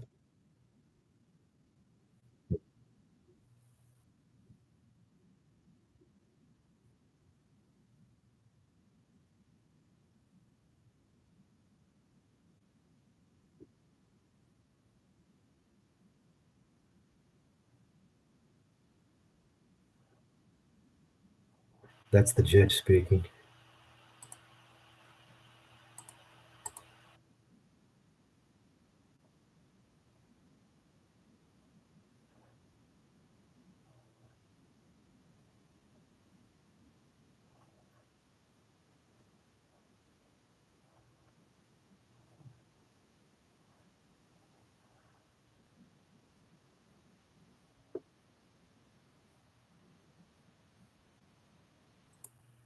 So you hear him say there, the quote, there is a risk that the defendant will commit another offense.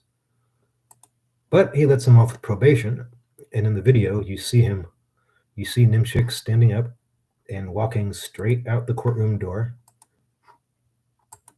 Whereas before, you also saw, if you watch that video, Scalgione being put in handcuffs and taken to the state pen for a 6-month sentence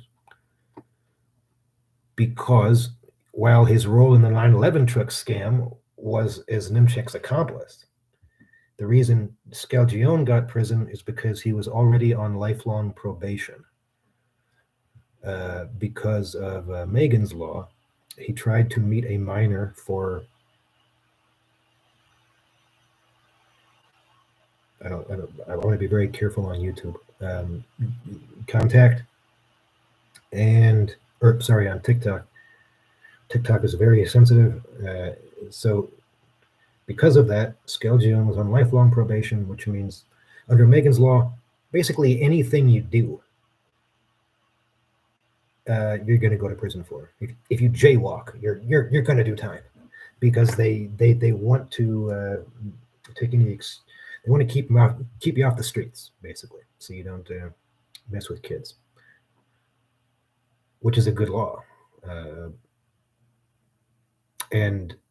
But in that case, it seems kind of well, they should have both gone to prison. Niemczyk should have gotten prison, and prosecutors were seeking 1 year. But at the last minute, the judge let him off, as you heard, for health reasons. And strangely enough,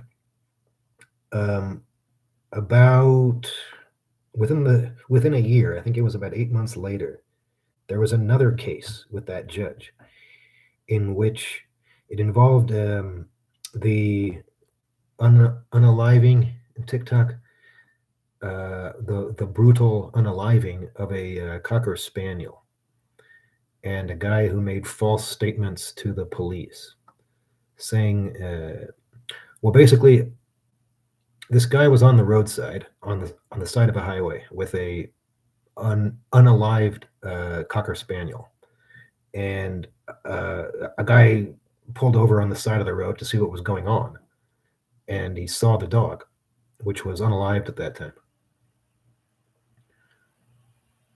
And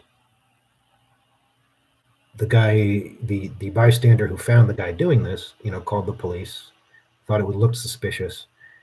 But the guy with the unalived dog said, "Oh, I just found this dog by the side of the road."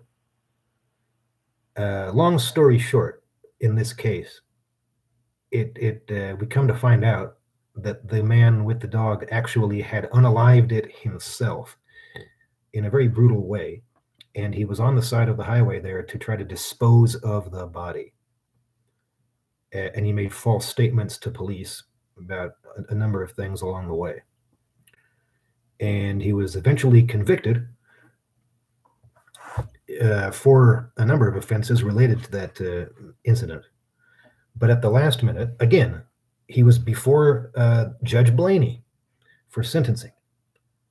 And again, Judge Blaney let this guy off for health reasons. The defendant had some failing health reasons, similar to Niemczyk, and he also was interestingly facing 1 year in the state pen. But Blaney gave him probation. And I haven't seen the video, but it's described in news reports that there was an audible outrage, booing, basically, or within the people in the courtroom, because when Judge Blaney let the guy off, the people were very surprised, and they basically expressed their disagreement with the judge's decision, which is a big no-no in a courtroom, which is why it's such an unusual case. So the point is that Judge Blaney has a history of that, letting people off who should have gone to prison because of health reasons. But to answer your question, have I turned over all the information and proof to the judge that sentenced him? I can't do that. I tried to contact the judge, and a number of people have asked this, like I said. When I contacted Ocean County courthouse and tried to get in touch with the judge to say, hey, you know that guy you let off and you said he's going to commit another offense maybe? Well, guess what? He committed another offense, this time in Las Vegas, and I've got proof of it. But Ocean County didn't really care.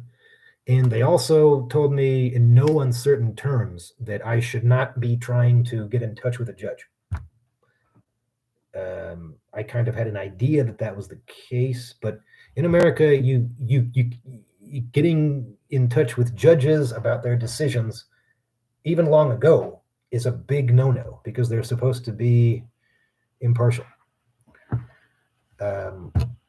So no, there's no way I could have contacted Blaney directly, even by email. And I asked for his email. I asked for a phone number. I asked for anything.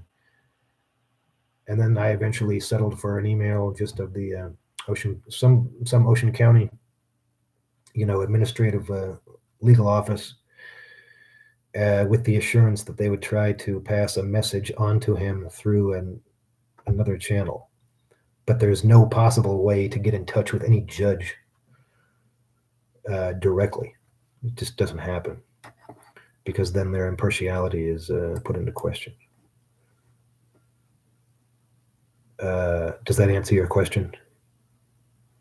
Which was Carter 79. Have you turned over all your information and proof to the judge that sentenced him? Yes. I have given it to Ocean County and New Jersey prosecutors and the Attorney General's office and the Nevada Attorney General's office and everything without response, except for really, and I meant to post this on the YouTube community tab, but it's on Twitter. The closest thing is that I received an email response from John J. Hoffman, who was the former Attorney General, one of two, because they changed that office in the middle of the 9/11 truck scam, because a senator from New Jersey passed away. And in that case, the governor has to appoint a new senator, U.S. senator. And that was Chris Christie. The person that Christie chose to make the new U.S. senator was Jeffrey Chiesa, who was Attorney General at the time when the 9/11 truck scam was first being prosecuted. So Chiesa moved from being the Attorney General of New Jersey to being a U.S. Senator from New Jersey. So they had to fill the office of Attorney General again. And in New Jersey, Attorney Generals are appointed, not elected. And that's one of 7 states that the governor appoints Attorney Generals instead of them being elected. And here in Nevada, for example, our Attorney General is elected directly by the people. And that's the case in most states. But in New Jersey, the governor appoints the Attorney General. So when that happened, Christie appointed John J. Hoffman. And Hoffman, because I contacted him directly, and he's not working in government, he works at Rutgers University. He's head of the legal department there. Not an academic professor. He's the head lawyer for the university. And he actually wrote me a response back. It's on Twitter. The email he wrote back. Basically, he said, Well, I kind of miss these being involved in criminal cases, but I don't have time to get involved with all this, with this Nimczyk stuff. What I suggest to you, he wrote me, is that you need to get the Nevada Attorney General in touch with the New Jersey Attorney General and explain to them how Nimczyk is doing a version of the same scam here that he was 10 years ago in our state, New Jersey. But he's doing it now in your state, Nevada. And I said, well, okay, I wish you could do more, but blah, blah, blah. Anything you can do to help, keep in touch. That was the last time I heard from him. Anyway, I'll post that email. It's been posted on Twitter, and I've talked about it a lot in other places. I don't think I put it on the YouTube community tab ever. So that's a long answer to that question. And then I hear from Carter79 again. I don't hear if it's supposed to come through. Don't know what that means. I guess I can understand that. Well, that's good. I hope I made it understandable. It's pretty complicated stuff, and there's a lot of background. And that's why probably a lot of people just haven't taken the time to understand and say, who cares? But when you really dig into it, to the nitty gritty, it's a fascinating story, beginning to end. And it's not even over yet. It's really stranger than fiction, like I've been saying. And then I'm surprised Don Shipley isn't doing more to help. More people need to reach out to him and use the channels. I have nothing but respect for Don Shipley, and I'm overwhelmed with gratitude for the fact of both his busting Niemczyk in 2011, busting all the stolen valor scumbags that he busts, and in accepting my video, putting it on his website to get the word out about Niemczyk.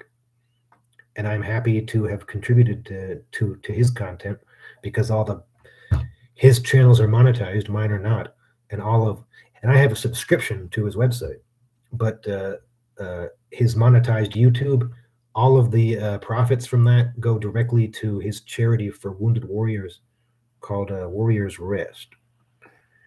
So in a small way, by shooting that confrontation video of Niemczyk, which, by the way, again, exactly 7 or 9 months to the day today was that confrontation, the same day I identified him. So by putting that on Shipley's website and giving it to him, I was able to help raise money for a very, very top-notch the Warriors Rest charity, and I feel good about that. I feel really good about exposing Niemczyk also. But the thing about Don is that he's extremely busy, because he gets like 100 tips a day from around the country about phony Navy SEALs. And the amount of work that he has to do on each one, and when he identifies one that is, worth making his phony Navy SEAL of the week, that requires, months of research, planning, preparation, investigation, before he can put up a video, the final product of him doing the confrontation call. His work is extremely hard and extremely thankless. And I, of course, Niemczyk is a special kind of phony Navy SEAL, both because he was convicted of felony fraud, because he made national news, and he is a two-time Don Shipley phony Navy SEAL of the week. 2011, when Don got the tip from New Jersey about him and looked into him and finally exposed him. And 2023, when I identified him here and informed Don about it. So Niemczyk, two-time Navy SEAL, phony Navy SEAL of the week, made national news, convicted of felonies for doing it, a notorious charity fraud that included his stolen valor. All those things make Niemczyk a very unique case, I think. But I also understand that Don Shipley has his own bigger fish to fry in that he has to keep up with new tips coming in. So I can't fault him for not being more involved in this. He's doing God's work, as they say. But it would be kind of cool to have a Shipley confrontation with him. But I think that Niemczyk is a little too careful to get on the phone. And of course, Don is all the way over in Maryland and Virginia, and doesn't. It's a bit much to expect him to come out to Vegas to confront him. And that's all I have to say about that. But if you want to reach out to Don about it, you sure can. I know that on the comments to my video of Don Shipley's commentary on my video that I took from his website and I posted on my YouTube, there are comments, and on Don Shipley's website where he has that 3 videos of Niemczyk, there are comments saying, what's going on with the Niemczyk guy? Don, you should go after this Niemczyk guy more. Like, this Niemczyk guy is a real scumbag, like Don, and he's still at large, and he's still retaliating against this guy Jonathan. You should go after him. But Don Shipley is just as overwhelmed as I am, and I consider it my responsibility, being here in Vegas on the ground right next to where Niemczyk is. Why would I expect Don Shipley to focus on that? I identified Niemczyk. I confronted him. It's my responsibility to see this through. Don Shipley has his own work to do, and he doesn't have to answer to anybody. I mean, he's a hero of mine. And I'm going to see this through, and I'm going to take Niemczyk down and get justice for him and for me, whether Don Shipley does anything or not. Anyway, that's all I got to say about that. And then, Carter, I'm a veteran myself, and I don't like this shit either. That's great to hear from a veteran. I did not serve myself, as I've said. A lot of people think or assume that I did. But this really hits home to me for a lot of reasons. And I think that as somebody who did not serve, I actually have more of a responsibility to do the legwork to bring Niemczyk down. And again, even if he didn't have stolen valor, he's still a con artist and a scammer, and still lying about, being the 9/11 firefighter. Interestingly enough, I have gotten heat from people who say, well, even Garza said this. They're mostly bad people. They're mostly people who support Niemczyk, who have said, well, you're not a veteran, so you don't have any right to call out stolen valor. And I said, that's the dumbest thing I've ever heard. If anything, I have more of a responsibility to call it out because I didn't serve. But that's the kind of dumb argument that dumb people make. These people in the Mark Niemczyk fan club, not just his thugs, but just dumb people like Garza and others who don't like me rocking the boat. Say, just let him keep scamming. Leave him alone. You're not a veteran. Leave him alone. I said, well, he's not a veteran either. So why can't I call him out? Makes no sense. And this is the kind of insanity that I run across in the course of this past 9 months. And why I said at the beginning when I was writing to one of the journalists that covered it, I said, if I write like a long form article about all this, which I'm still working on, one of the phrases I've come up with is that Fremont Street, Las Vegas, is a microcosm of post-truth America. It's perhaps the natural habitat of someone like Niemczyk, not to impugn the honest, hardworking people on Fremont, but let's be honest, it attracts some shady people. And it's perhaps one of the maybe the only place or one of the few places in America where Niemczyk could not only get away with pulling off a version of a scam that he already got busted for, but actually get support from people who openly support scammers and say scammers are cool. I like what he's doing. He's a hustler. And I'm like, well, what about me? What about the fact that I'm just using my First Amendment rights to tell the truth about him, and he sent people to physically assault me? Is that okay? Oh, yeah. F you. You're a snitch. That's the attitude, incredibly enough, of some people. When a man like me, out of patriotic reasons and respect for the truth, is simply standing peacefully with a sign, using my First Amendment rights to tell the truth about this scumbag, openly, with impunity, doing a version of the same scam he was already convicted of. Many people would say, "Oh yeah, he should have, sent people to kick your butt because you're a snitch." We like scammers. We like criminals. They're our heroes. You telling the truth. Snitches get stitches.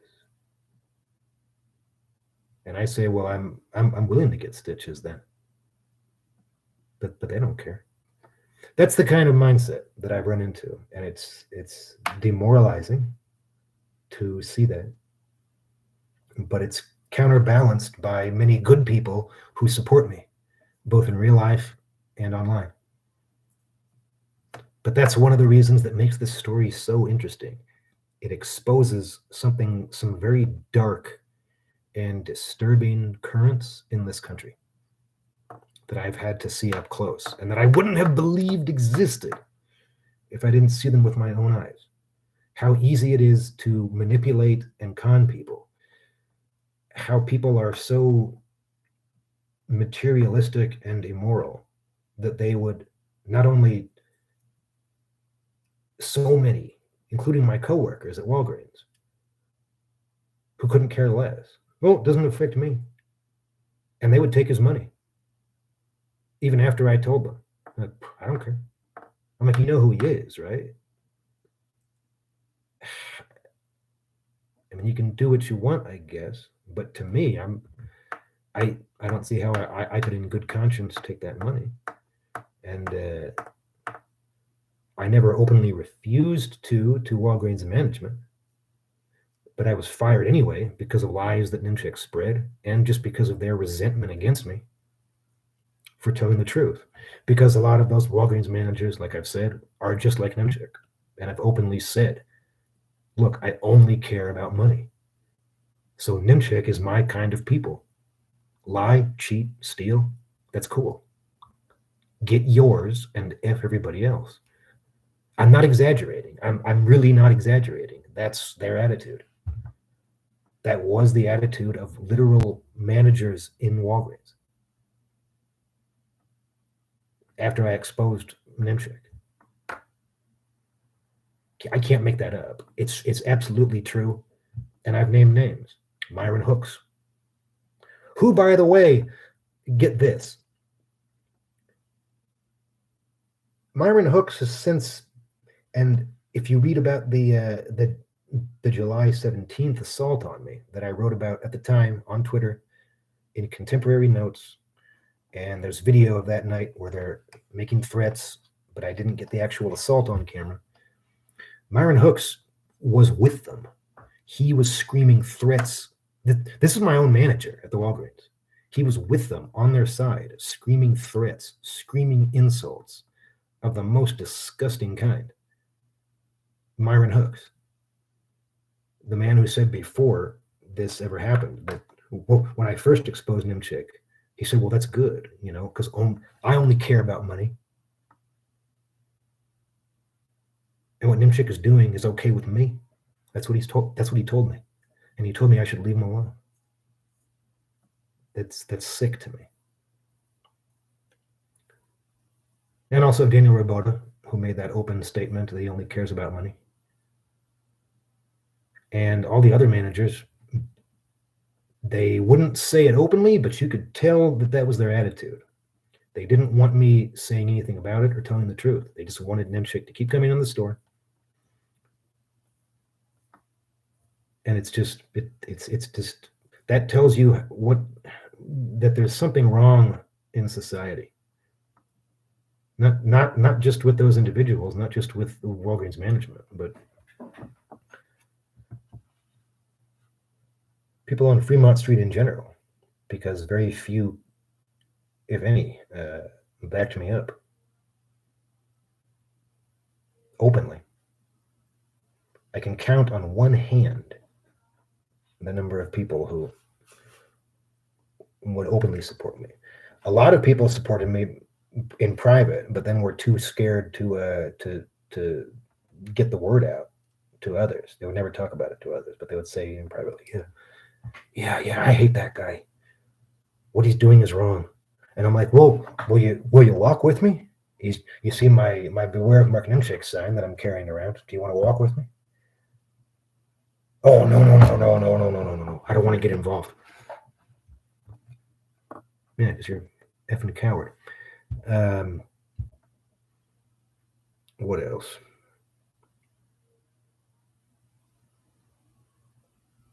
Oh, yeah, you watch Don's videos too.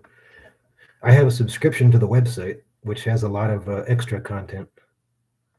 But of course, he's got the YouTube channel, which is free and has awesome videos too. Yeah, I can't get enough of them, Don's videos, but unfortunately, I just haven't had the time to watch a lot of the new ones or the old ones, because I only found out about him on the same day that I identified Niemczyk. So I haven't been following him for all the years he's been doing it, but I've been going through watching the top ones or watching random ones that interested me from the titles. There's just so many.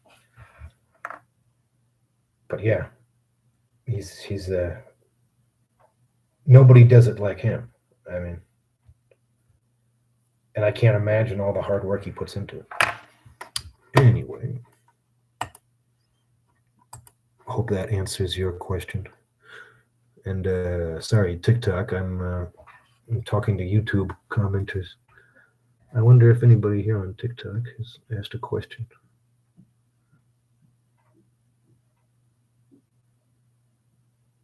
Probably have to scroll up really far to find one, if they do, because they're all the new things are who joined. Well, anyway, if you're here and you have a question, there's only 3 people watching on TikTok. So if you do have a question, now's the time to ask.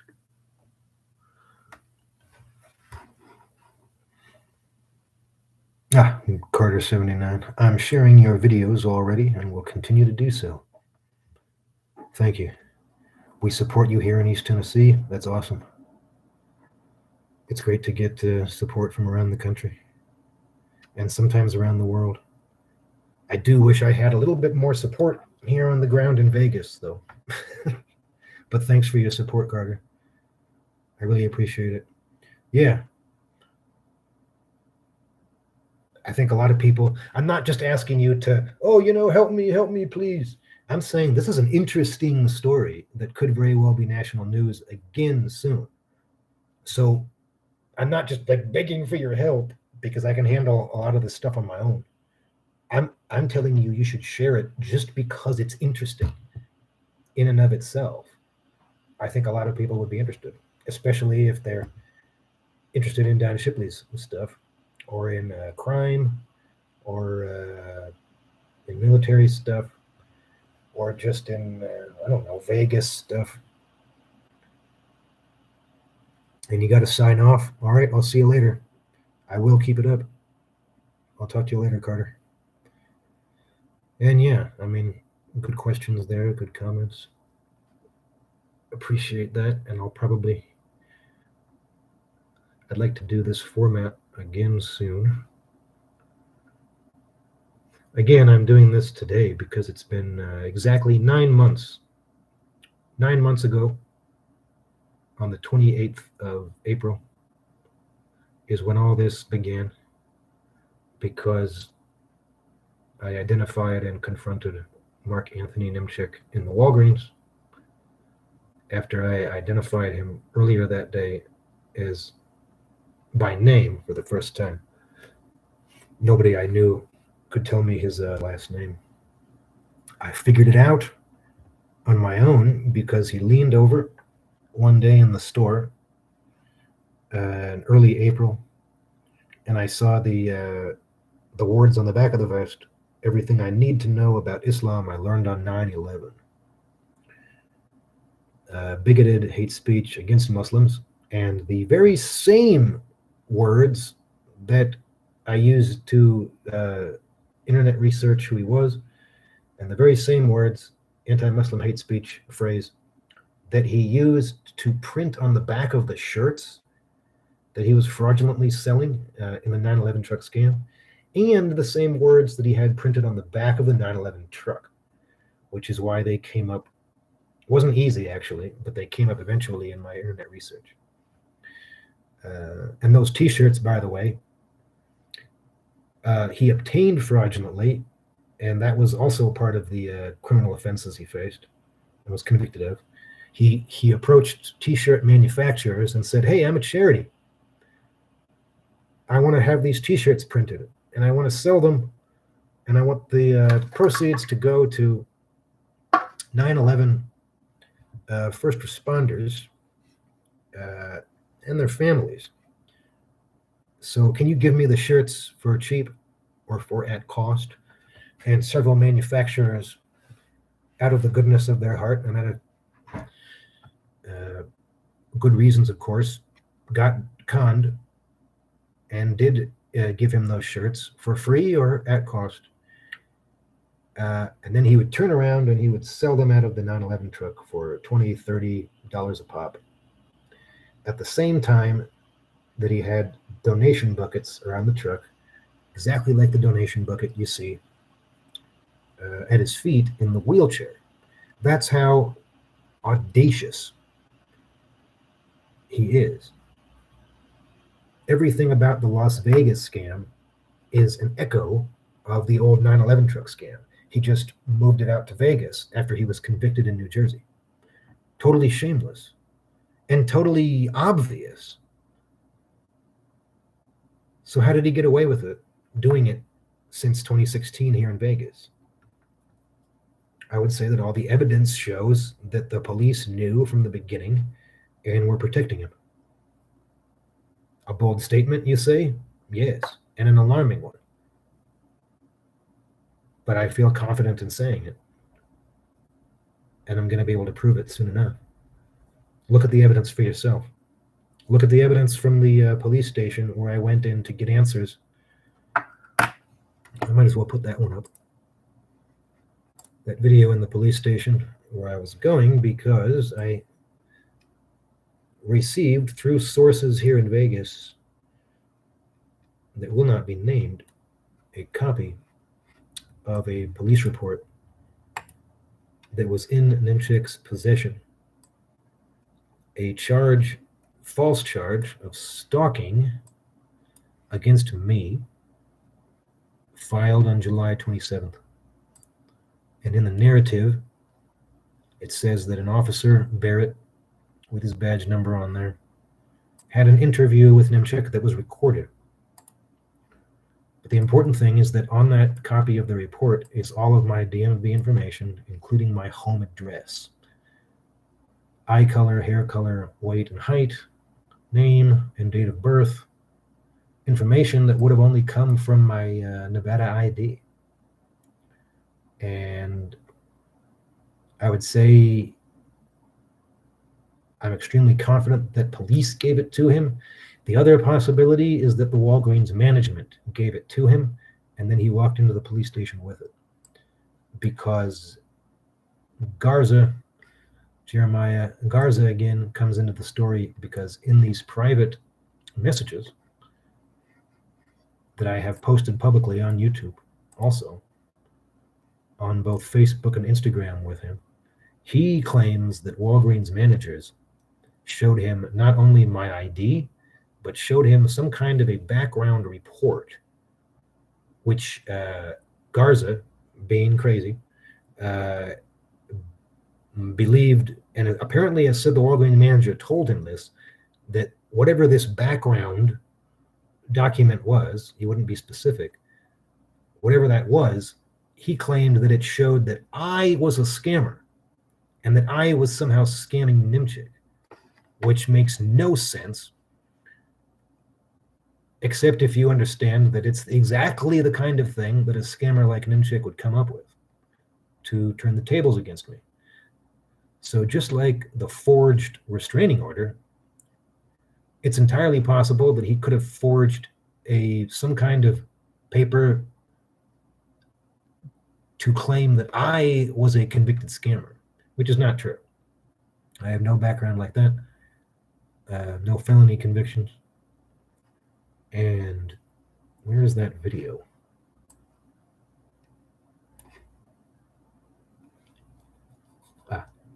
Yeah, it's 25 minutes long. It begins with me walking into the police station,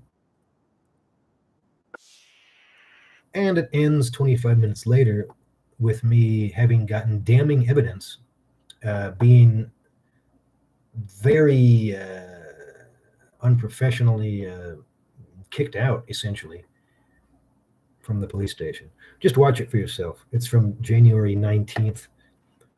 It's only 25 minutes. And even if you don't have a really strong background in all this story, it should be pretty understandable to you. And I'm going to post it up on the YouTube chat, and then I might just sign off. There's the link posted on YouTube, and there's the title I'm posting.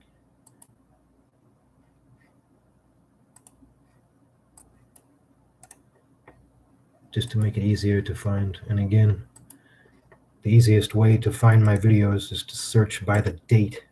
So you'll see here, the title of the video is 1/19/24, 3:55 p.m. If I mention a video, you can search on my channel for that date, 1/19/24, and it'll pop right up. So there it is. Barry, I'd think the word must be spreading around the city that he's a wrong un. It is. And there's a lot of people, well, not a lot, but a few good men, shall we say, who are helping me, giving me tips, things like that. And there are quite a few bad men and women who are still diehard, unalive hard on TikTok. I meant to say, sorry. The serious Niemczyk supporters in town who are probably spreading their own kind of word, which is that Niemczyk is great and a hero, and I'm a scumbag, which is what Garza says in those messages. And since I mentioned Garza and those messages a few times, why don't I just go and pop those on? Everything I put in the live here can be saved. The first one is from January 12th. So 2-3 weeks ago. The title, there's no audio. It's what it is. It's a video. It's a screen grab from a laptop showing, the scrolling, me scrolling through the messages slowly. So that's how you can read the entire conversation. And it is bonkers. Garza is absolutely batshit crazy.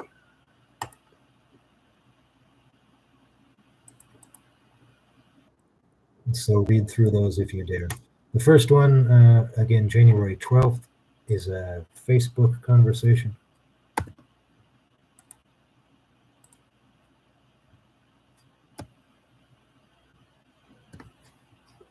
There's the link. And the title is 1/12/ oops, I said 23, but obviously it's 24. I'm going to change it. Because YouTube allows editing, unlike TikTok, of titles. So the title is 1/12/24. Jeremiah Andre Garza, Facebook private messages. Defending Niemczyk, gaslighting, threats. Yeah, he threatens me with bear spray. He threatens to bear spray me to see if I will be unalived, he says. Because he says his bear spray is so strong that it could unalive me. He also says if he ever sees me, he's going to bear spray me. Even if I'm not a threat at all. He's just going to come up to me and bear spray me if he ever sees me.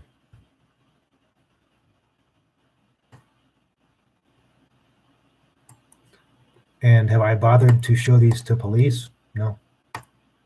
Not yet. What would be the point? I have so many other things to do, and I know that police aren't going to do anything about it.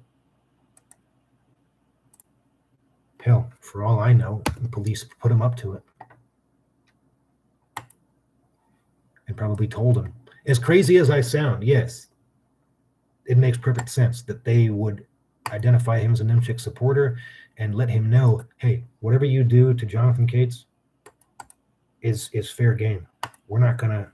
It's open season on him, on me, because I'm telling the truth, and because I don't have any rights in this town, not yet anyway. But little by little, as I expose the truth, and I know this sounds crazy. I know I sound like a completely paranoid, and yet it's true. And yet it's true. Look at the evidence for yourself. All I can do is try to put all the evidence out so that I get more, so that eventually the media and law enforcement begins to pay attention. Local law enforcement won't do anything, obviously, but even IAB, the Citizens Review Board, who are supposed to be, holding police accountable, have completely dismissed everything I've said. Even state and federal government has completely just they don't communicate, and I don't know what to do about it other than to keep doing what I'm doing and gathering the evidence and hoping that something will happen. I mean, like, for example, I have clear evidence in November, for example, where Brandon Acosta snatches the sign off of my back, the sign that's right there.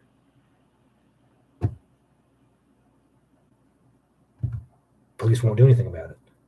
That's not only, a form of battery. That's a civil rights violation in my book, and from everything I've seen.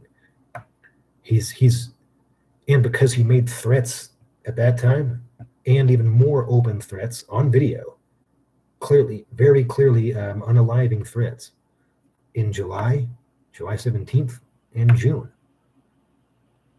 And police have seen those videos and say, oh, that's okay. He can threaten to unalive you.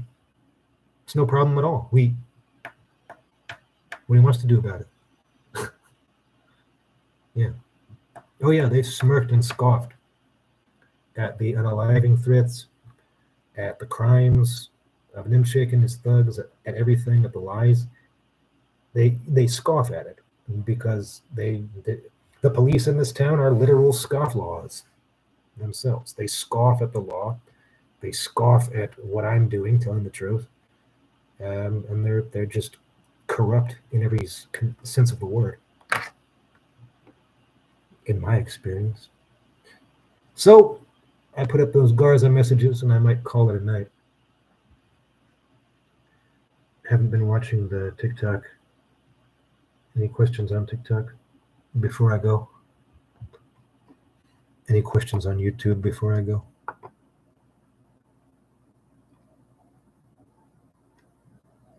All right. I'll see you next time. 2:22 a.m. on 1/29/24. Exactly 9 months and 3 hours since the confrontation with Niemczyk for the first time. April 28th, Walgreens, Fremont Street. Exposing Mark Niemczyk.